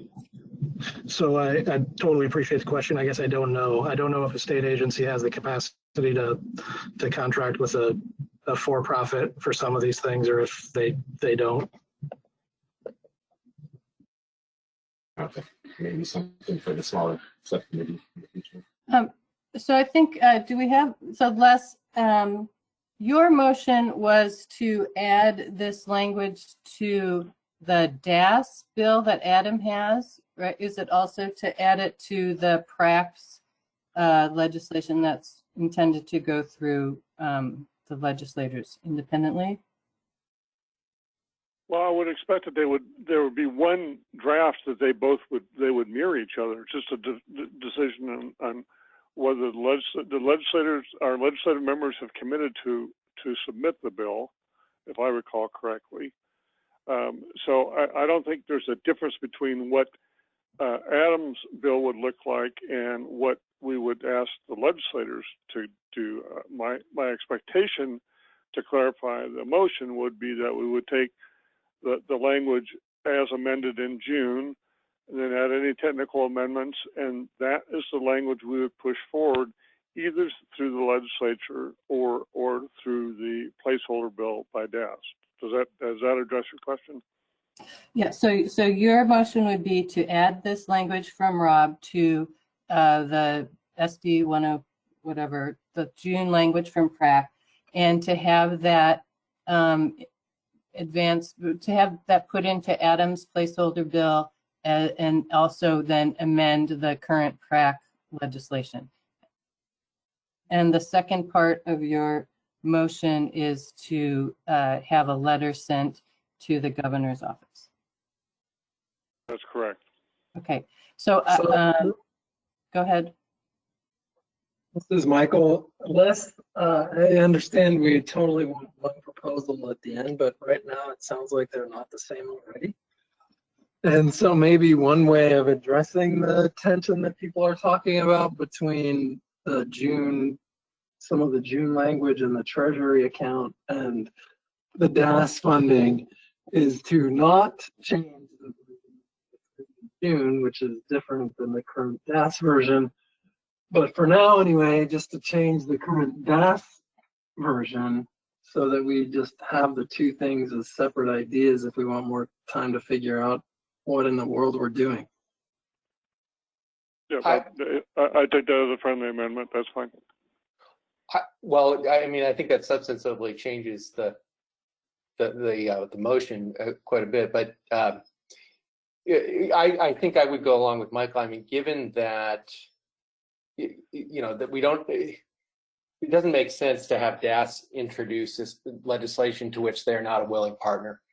If it's a feeling of DAS that we should be going to the legislature for money, then that's the bill that they should introduce, and if we want to go this route, forcing the issue, forcing the office into DAS, then we can continue to discuss that through our legislative members. But I think what Michael's saying makes sense. I support this idea, but I don't feel like, like I say, I don't think a shotgun marriage makes sense. And I mean, this is Becky. I mean, my preference would be that I work with DAS to change whatever the language is in that to something similar to what I propose, with some additional language on independence and strength, and that the PrAC can go forward with a separate bill with as you have, and whether it addresses the funding source or not. And it seems like the sentiment of the group here is that all of this is going to be come out in the wash through the legislative process. I, for the reasons I stated, don't support the current language of the PrAC's bill. I think that this language from Rob provides certain security, but it doesn't address the basic contradictions that we're talking about. Becky, can you clarify? Are you suggesting, Becky, that you would work with DAS to advance your own interests and separate from the PrAC? Yes. And that's what I meant by the independence of my. You can't do that. That's rather stunning. Becky, you're the chair of this committee. Yes. I'm really confused by that. So are you suggesting that if a majority of the PrAC members take a position and you do not agree with that position, that you can forward your own position in contradiction to what the PrAC has agreed to? Yes. Is that what you're saying? I'm saying that right now we're talking about not coming to a consensus or clarity about the bill, and we're talking about getting something in a week, and that there will be ongoing negotiations about what that means in the future. I feel like at this point I'm not the employee of PrAC in the way that some of you would have liked me to be, and that I'm feeling the flip side of what Ginger felt, of too much pressure from the governor's office, of not being comfortable with the idea of being simply a mouthpiece for the PrAC. Wow. The PrAC wants you to have an independent office. My assumption is that that is something that you want. Yes, I do want to have an independent office, but for the reasons I said in the memo, I don't feel like the current language is what I support. I think you've raised in your memo some legitimate questions about the council being a volunteer, organization, and it's not like professional management the way, or doesn't provide professional administrative support the way DAS does. But I believe we have this common goals here. I believe we have shared interests here, and I'm struggling to match that with the idea that we put forth competing bills merely on structural setup. And I'm certainly not trying to compete in any way. What I'm saying is, I think hopefully this discussion has uncovered the issue of the inherent contradiction of what's going on. And so I feel like we're talking about going on two different paths anyway. And so one path is the status quo administratively, with language in the statute making it clear that the governor's office doesn't interfere or exercise any functional supervision over the advocate, and that there can be a separate bill saying we want to be completely a new independent agency and figure out how that's funded. I'm not opposing the PrAC bill. I'm just saying that through this conversation, I'm not seeing that we've resolved the issues that I raised. Well, we haven't voted on it. That's why we haven't resolved it. There's been a motion sitting on the table for about an hour. Yes, and I think if the majority, let me finish, please. If the majority of the council supports the motion, that's the view of the council. What you're telling us is that you are going to move independently to advance your own personal view of how this office should run. In other words, the legislature would then have to be resolving not only the budgetary issues, but a conflict between the council and its own advocate. Is that correct? No, what I'm saying is that your motion does not resolve the issues. As we've discussed, the central issue of how the office is going to be independent has not been resolved. And I'm not saying that's your judgment. My judgment is that it does. I think someone else wants to comment.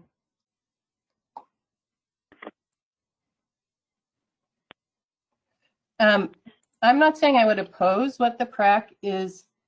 I'm not saying I would oppose what the PrAC is saying, but I don't think that at this point, even the motion that you have directing Adam on his bill is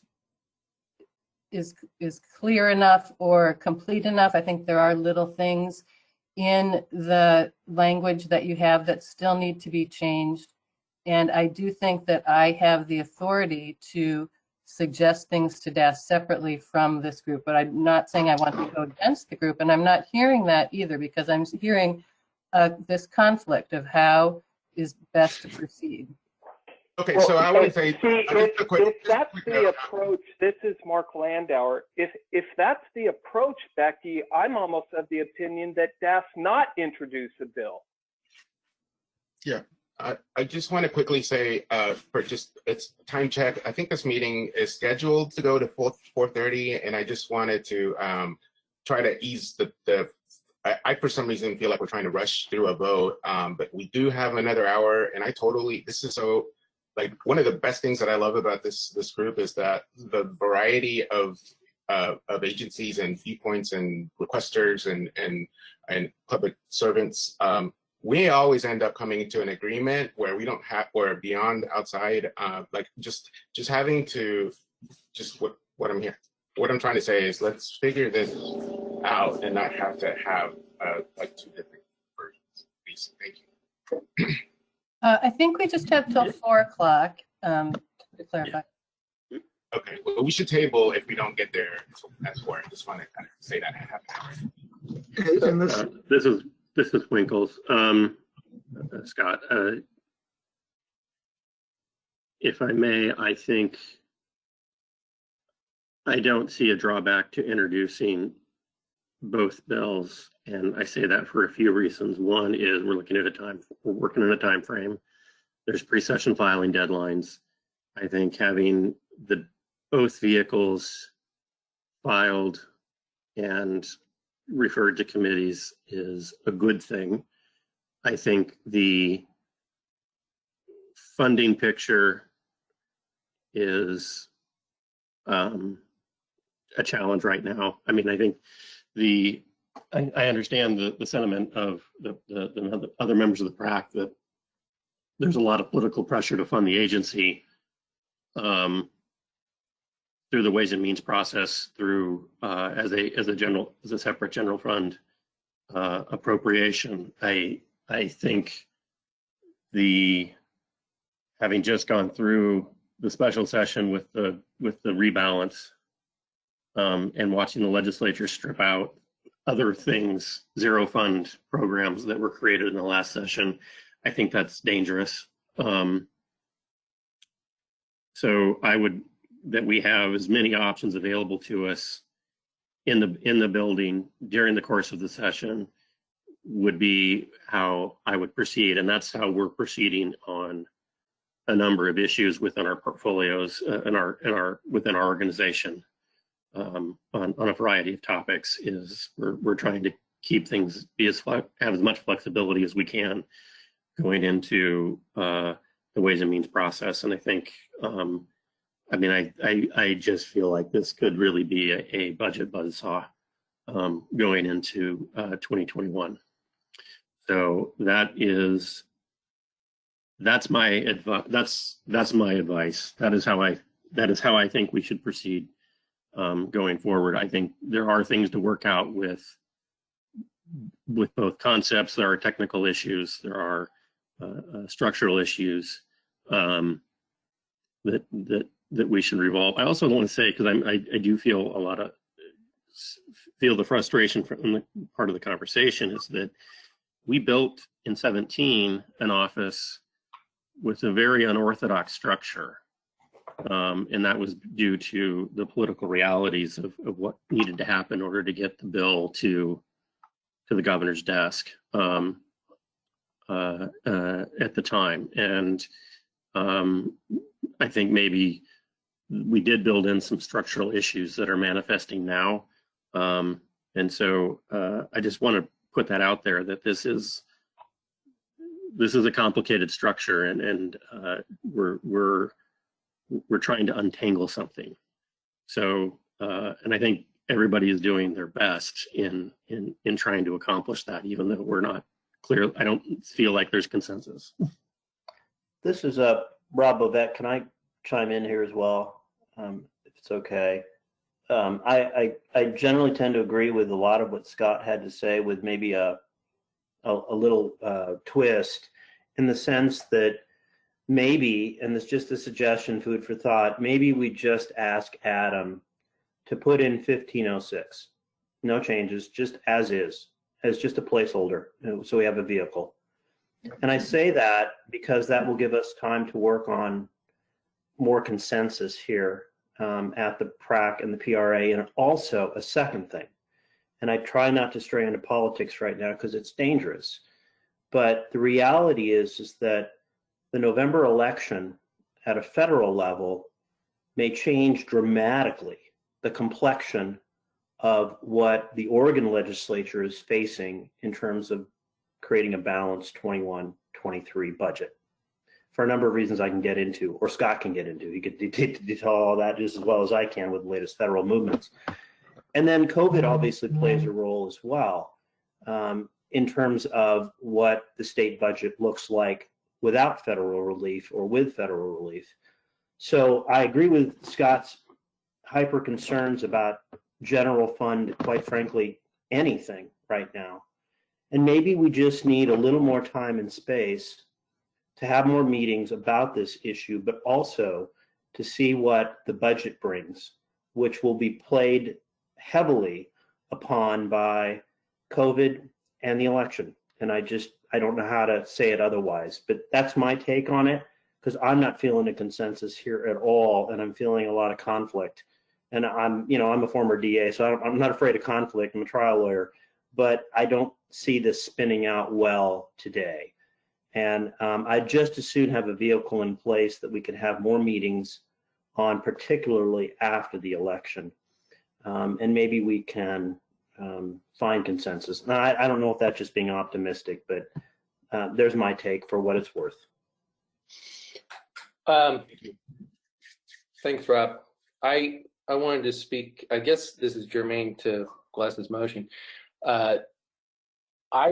I do think the motion resolves, I think either Les's motion with Rob's suggested language resolves the funding issue. I think 1506 with the Public Records Advocate Fund created in general fund also resolves the funding issue. So as I said before, I'm ambivalent either way. I think where there is consensus is that we still believe in the independence as manifest by appointment authority by the PRAC. And it seems like, although we may resolve the funding issue one way or another, that remains the concern of Becky's that we have not addressed and we haven't discussed much. So I guess I want to speak to that briefly. I wanted to go back to, I'm going to read something that was stated just a few days after Ginger resigned and after we first convened in an emergency session, and we agreed that we wanted to ask for legislation that would give us appointment authority rather than the governor. This is a quotation from September 17th, 2019. In demonstration of my commitment to public transparency, I look forward to supporting the changes the Public Records Advisory Council proposes to improve the independence of the Office of the Public Records Advocate, including efforts to ensure the position is not directly overseen by any elected official or in any way overseen by the executive branch, but by the council itself. That quote is from Governor Kate Brown. And I guess, Becky, the question I would ask is, do you disagree with that position? I think that in my experience so far with the PRAC, that I do have concerns about that, as I expressed, of giving up the. I feel like now I do have the authority to seek DAS bill language on my own without the approval of the PRAC. And I think I do have the authority to make public statements and make reports without the authority of the PRAC. And I think that being the chair of the PRAC is one part of my job, but not the entire part of my job. And that I feel constrained in my ability to be independent by what I've seen so far of the way the PRAC has been relating to me. Right, but the governor was speaking to the future of the Public Records Advocate Office and changes to the structure of it, which we're talking about right now. Are you saying that you don't support those changes? I think if those changes are fully funded, then I would support them. But that it's still my understanding that a model like the Oregon Government Ethics Commission is still within the administrative branch of government, and that the public records advocate still would not be personally empowered to introduce legislation outside of the governor's agenda. We've discussed funding mechanisms through DAS. We've discussed going directly to the legislature for funding. So there is a funding mechanism. What then precludes you from supporting this? Because there hasn't been an agreement or understanding of what. So first, as I understand it, there are two separate funding mechanisms outside of DAS funding. One is just being a general fund office, and as we just heard, that is not. It's my understanding that's not a great position to be in. I have done more research into the Oregon Governmental Ethics Commission setup, and I think it's a really great one. I think there's also a lot of merit to putting the office in the Secretary of State or the Attorney General. I just don't think we have time at this point to discuss all of those matters. And my proposal was for the purpose of putting forward something that made a strong statement that I'm to operate independently without opening up the uncertain funding mechanisms that haven't yet been vetted or discussed by the group. So again, you would support legislation that would make your office appointed by the PRAC if we can resolve the funding issue. Yeah, and if there was funding, I think it would take additional funding rather than the status quo funding for that to work. Because of the administrative support and the need to then create a new state agency from scratch, the need to provide more administrative support to PRAC, and I don't have confidence that just under the current Todd and I, that with no additional funding and with getting rid of the Secretary of State support, that it would be practical. So can I ask a follow-up question then? So you're saying that going to legislation that would make you go to the legislature every 2 years for funding would not be sufficient for you to support legislation making your office appointed by the PRAC? Not right now. I have to tell you, Becky, we're a year away from deciding budgets. Well, I shouldn't say a year away. As I said, after the May revenue forecast in 2021, that's when budgets get put together. Nobody has a budget until at least late May. So if I'm hearing you correctly, you would oppose legislation up until you have an assurance that you have a full budget. Is that what I'm hearing you say? No, I understand that that the budgets are not set. I'm saying that I'm not current, and I'm not. There's a difference between do I support something and will I oppose it. I hope that you see that. And what I'm saying is right now, I don't support the idea of going to general fund funding. Okay. Well, first of all, right now you're on general fund funding. Yeah, you're already a general. We have general funding. That I don't. You're what I'm talking Adam about could is chime the in here, assurance of funding through the chief operating office, and currently in the support of the Secretary of State's office. I'm uncomfortable giving those up in exchange for general fund funding. But it is general fund funding. The legislature has exactly the control over it now that they would have over it if you had to go and ask for it. The only difference really is like you would have to go and ask for it, right? Other people can correct me if I'm misunderstanding our budget process, but I believe that is true. Is Adam still on the call? Yep, I'm still here. So I thought the agency was funded on an assessment model right now. We are. Yeah. So. So there's a limited line item within the DAS budget for the agency as is, correct? My understanding is that the Office of the Public Records Advocate sits within the Chief Operating Office, which does have an individual line. And maybe this is, again, a step back. I think I want to reiterate what Tony has said prior.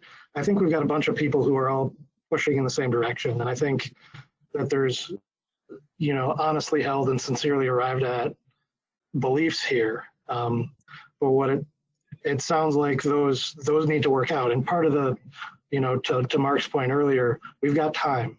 And so to work those out and to get to a place where we can all agree. What I'm hearing is also that multiple vehicles may not be a bad thing. What exactly goes in my vehicle is an open question. And so long as I leave that relating to clause as broad as possible, you would have the opportunity to do a whole lot of things with it.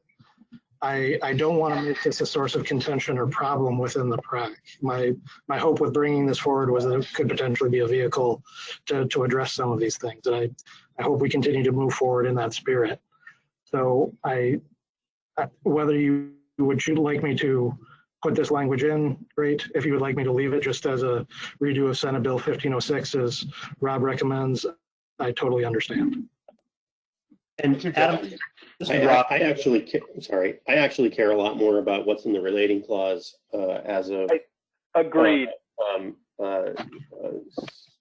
mid-September than I care about what's in the actual bill at this point. I mean, really, I think that we have the vehicle is the key.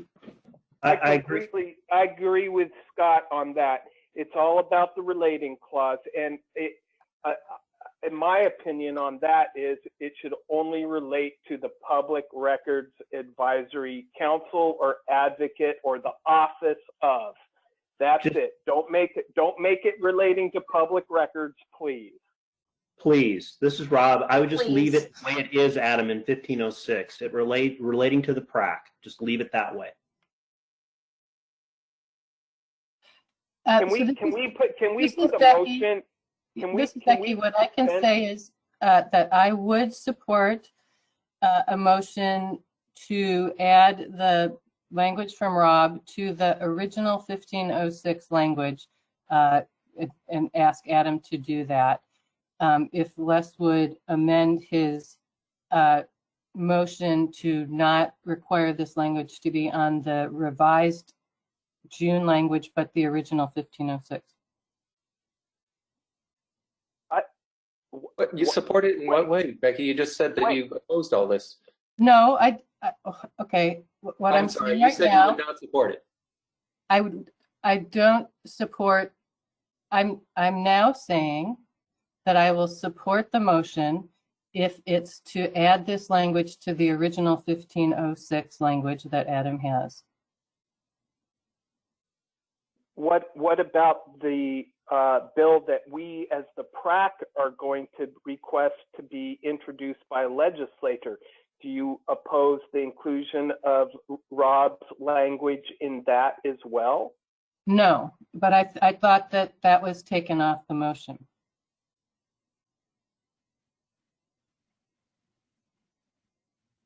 Well, perhaps we need a restatement of the current status of the motion that's on the table. That would be a good trick, Mark.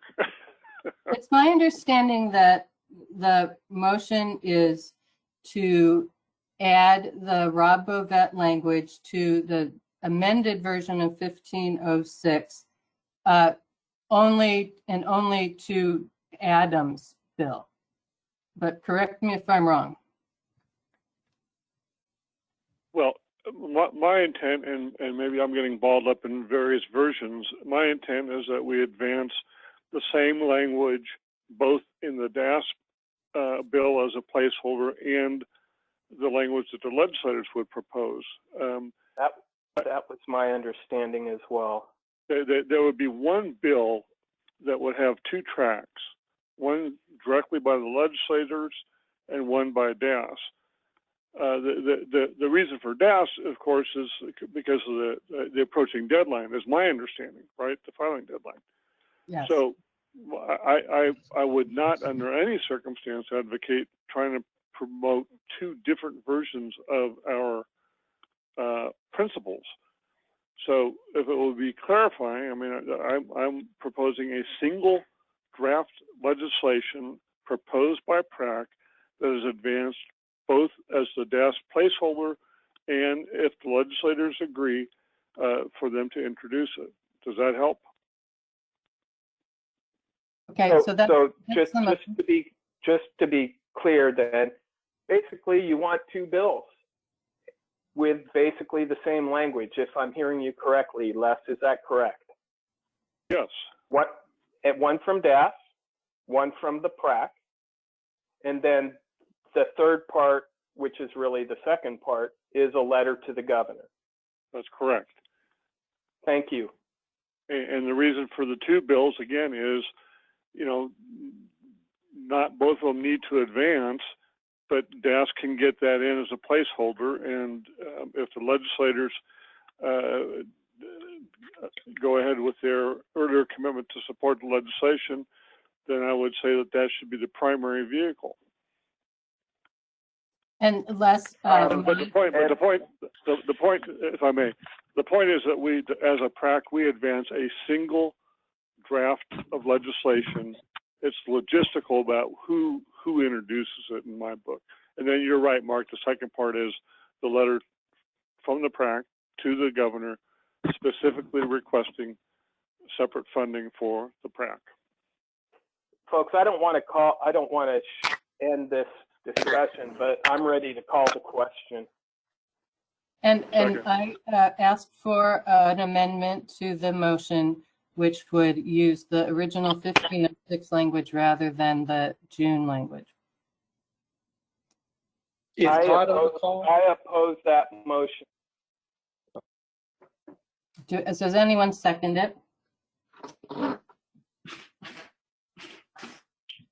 Just a question before you vote.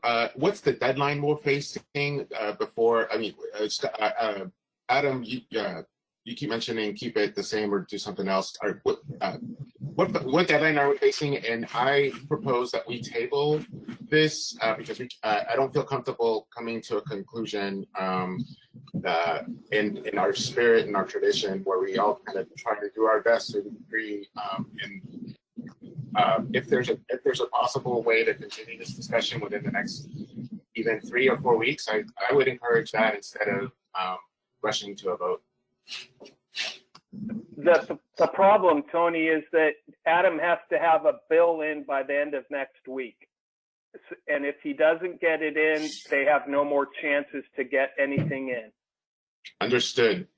Can members of the committee commit to a meeting between now and Adam's deadline so that we can have more time to talk about this instead of having in the next 12 minutes a vote? Because I don't feel confident. I agree with the two. I agree. I know how I feel, but I just don't feel comfortable.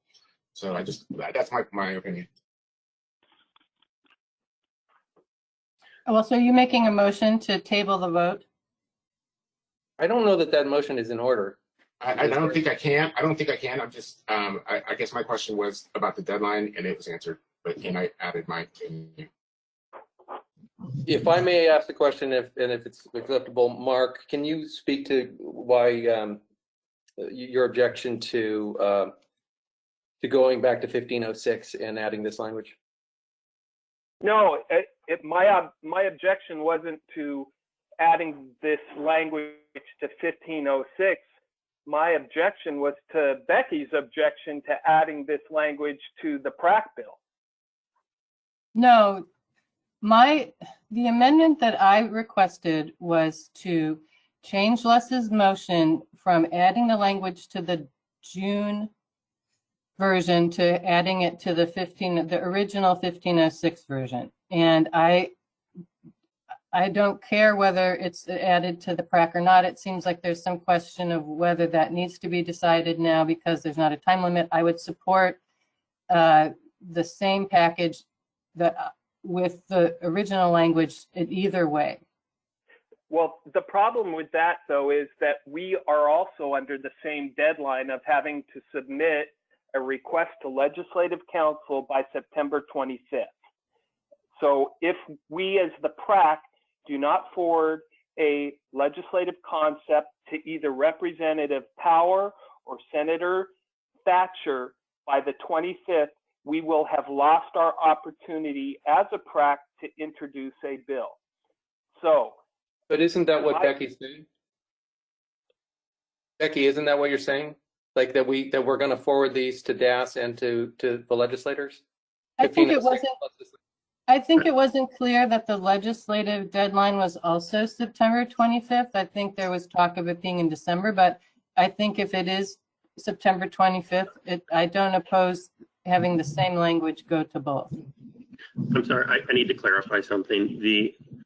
We don't lose our opportunity to introduce a bill. We lose our opportunity to pre-session file the bill, which puts us in a more advantageous position. But we wouldn't lose the opportunity to submit a bill. That's a fair point, Scott. Yeah, I still think we should. I still think we should pre-session file though. And I agree with that sentiment as well. What's the language that you don't want to have move forward, Becky? The changes that were made in June for Senate Bill 1506, as my understanding, were specifically to create this total independence, no HR oversight, no, and that was the main, the language of that was added was to specifically separate the advocate's office from DAS, and I do feel that that's kind of incompatible with the added language, and so I'm more comfortable with it, with the original version of the bill that was just kind of silent on that point, and Rob's additional language. And so you're specifically talking about 7A, the Office of the Public Records Advocate is exempt from ORS Chapter 240? Yes. Okay, because there's other changes in here, obviously, as well in the June amendments. But is that the specific one that you'd like to not include in any legislation that goes forward? That language, the Office of the Public Records is exempt from ORS Chapter 240? Yes. Becky, this is Adam. I would strongly encourage you to think about that. What that otherwise is saying by exempting the Office of the Public Records Advocate from ORS 240 means that DAS does not have the capacity to impose our own rules upon you. It does not mean that you would not be able to contract us with us for human resource services. I would suggest that, there was strong support for 1506 all along. We tried to improve it based on feedback we heard during the session, but I think there continues to be strong support for 1506. So I think, I would speak in favor of Becky's amendment, and I would hope we could vote on it. So that's a second to my, Can I ask you? Les has to accept it. A point of order. Yes. Yes, I'm sorry, I joined a little bit late here. My name is Scott Forster. I'm a member of the public, and I do see on the agenda that the public is supposed to comment. When will that be? Okay, thank you for alerting me to that. So as before I call the question, I will ask for public comment.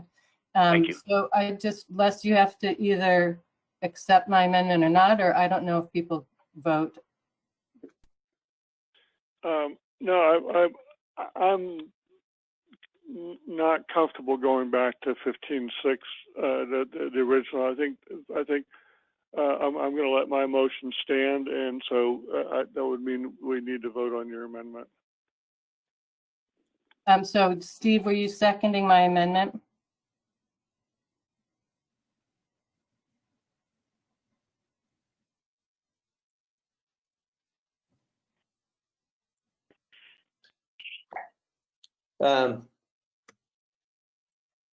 Yeah, I will second your amendment, but I will reserve the right to vote against it.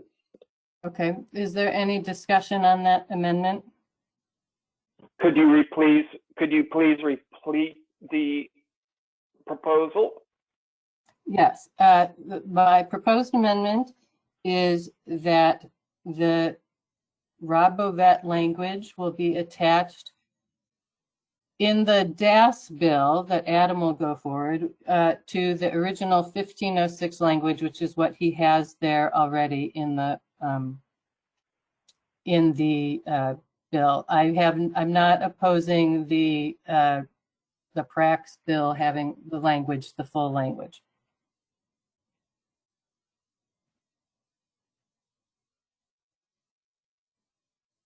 And so does anyone want to discuss that or just want to vote?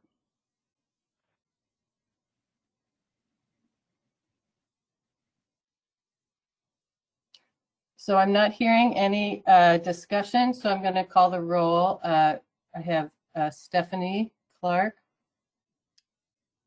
I'm going to abstain on this one. Okay, Michael Crone.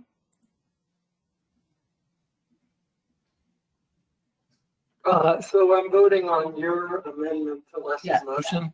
I vote yes. Okay. Adam Crawford. I'm going to abstain. Emily Harris. I'm going to vote no on the motion because I don't want to be in a position where there are two different versions of the bill being presented to the legislature. Okay, Steve Swo. I vote no. Les Sates, I think you've already said no. Scott Winkles. Aye. Rob Bovet. No. Mark Landauer. No. Shirin Khosravi. Yes. And Tony Hernandez.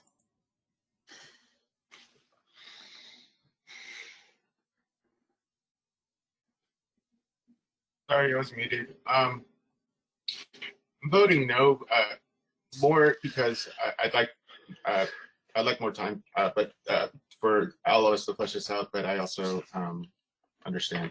Look at this. Thanks. Okay, so that that amendment does not pass. So there's been a request for the public to comment on the motion at hand.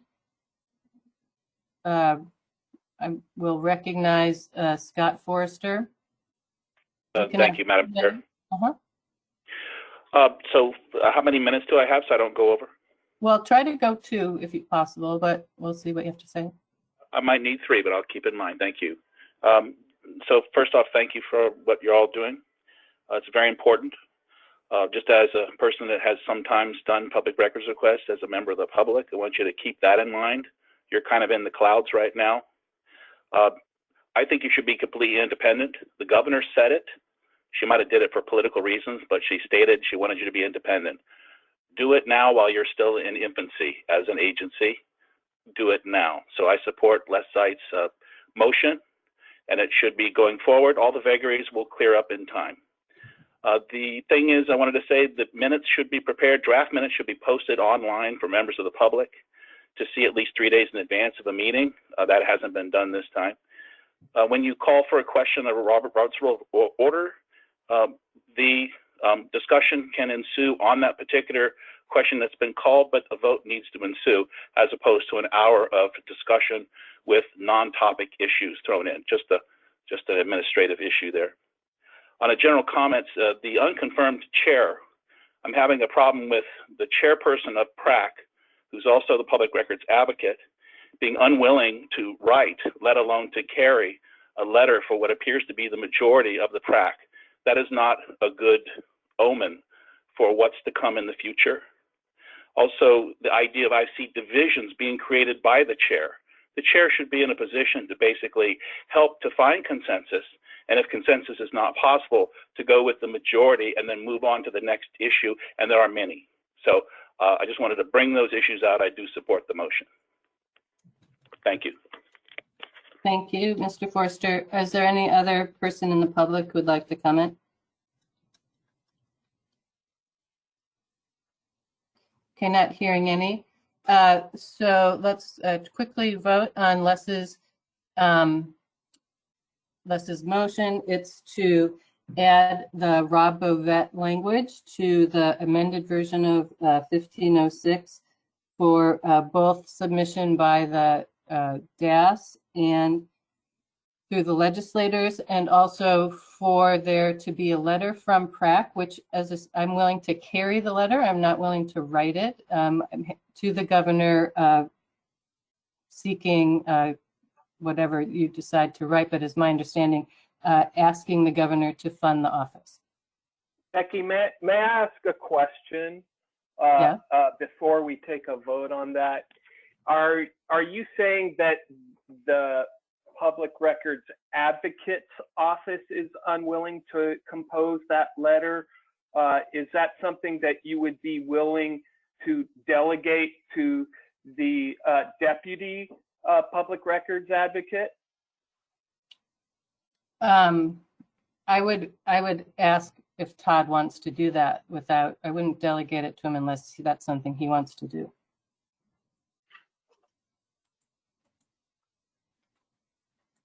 Do you want me to ask him right now? Or?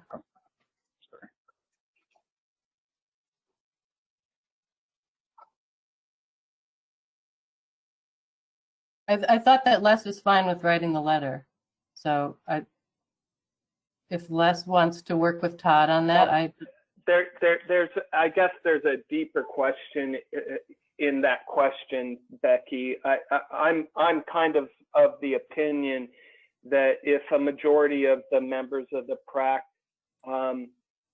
ask the advocate's office to compose a letter, that the advocate's office ought to compose a letter. That's my opinion. I respect your decision on that. I withdraw the question, and I'll be happy to work with Les on that letter. Thank you. Thank you. So let me ask one other question then. Becky, if the motion's amended to direct the chair of the council and not the Public Records Advocate to execute on the letter, would you decline that instruction as well? No, I would not decline that. Okay. Well, I would amend my motion to so state. And just to clarify, are you asking me to compose the language of the letter? Yes. And then my motion. My motion. With anyone? Who would you like me to share the draft with someone before sending it?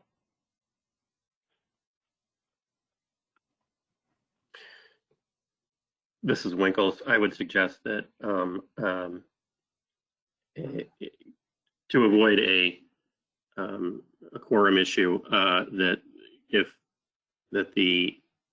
Becky, if you could share with one member from the agencies and one member from the media, then maybe that would be the best way for review. So otherwise, I think we're looking at a noticed meeting to approve the letter, if we want everyone to sign off.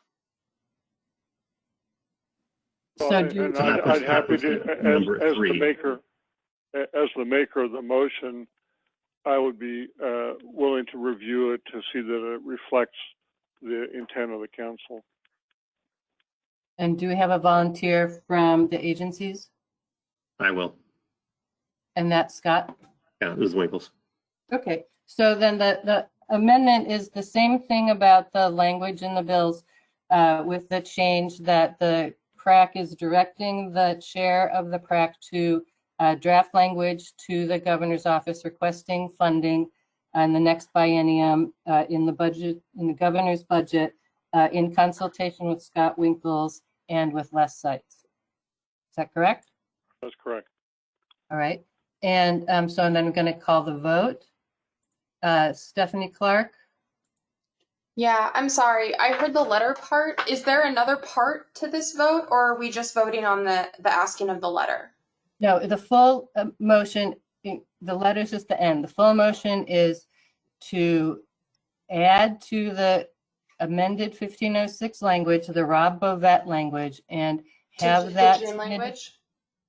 Pardon? Adding that to the June agreed upon Yes. language? Okay, Yes, I so vote the yes. Thank you. language of June. And so you vote yes on that? Yes, I do. Okay, thank you. Michael Crone? I vote yes as well. Okay, Adam Crawford? I will abstain. Okay. Emily Harris?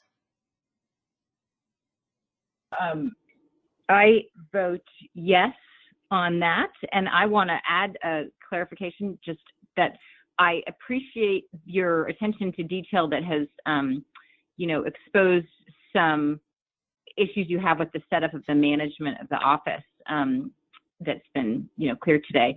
I want to say that now because I think we're going to just all adjourn immediately afterwards, but my vote is yes. Thank you. Steve? Yes. And Les? Yes. Scott? I vote aye. Rob? Yes. Mark? Yes. And Sharon? Yes. And Tony?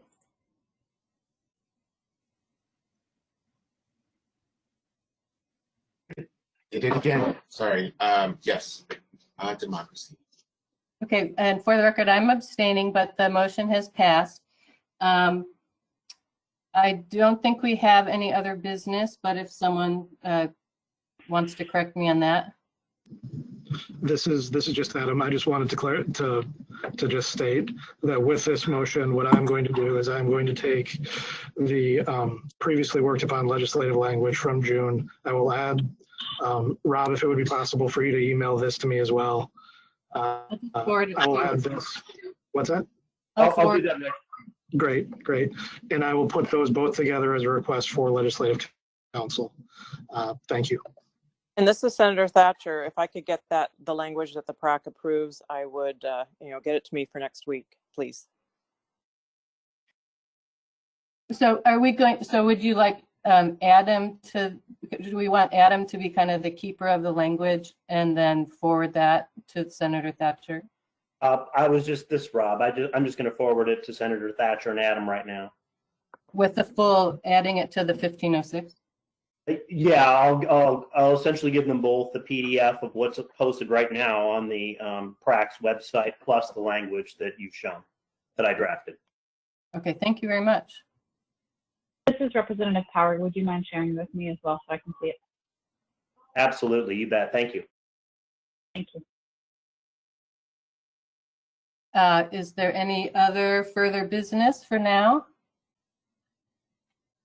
I believe that at the last meeting, you empowered me to call future meetings. I don't have an idea when the next meeting will be. I'm open to, as I've said, creating subcommittees to discuss certain parts of the work, or I proposed another meeting in October as my quarterly session. But let me know if I'm happy to have input about when our next meeting should be. But for now, is there a motion to adjourn? So moved. A second? Second. All in favor? Aye. Anyone opposed? No. I do appreciate all of your help, and I don't mean to be contentious. I am just trying to exercise my independent judgment, which is what I think I'm supposed to do. I'm glad that we were able to get a consensus agreement here, and we'll see what happens as we go forward. Thank you, Becky. Okay. Thank you, everyone.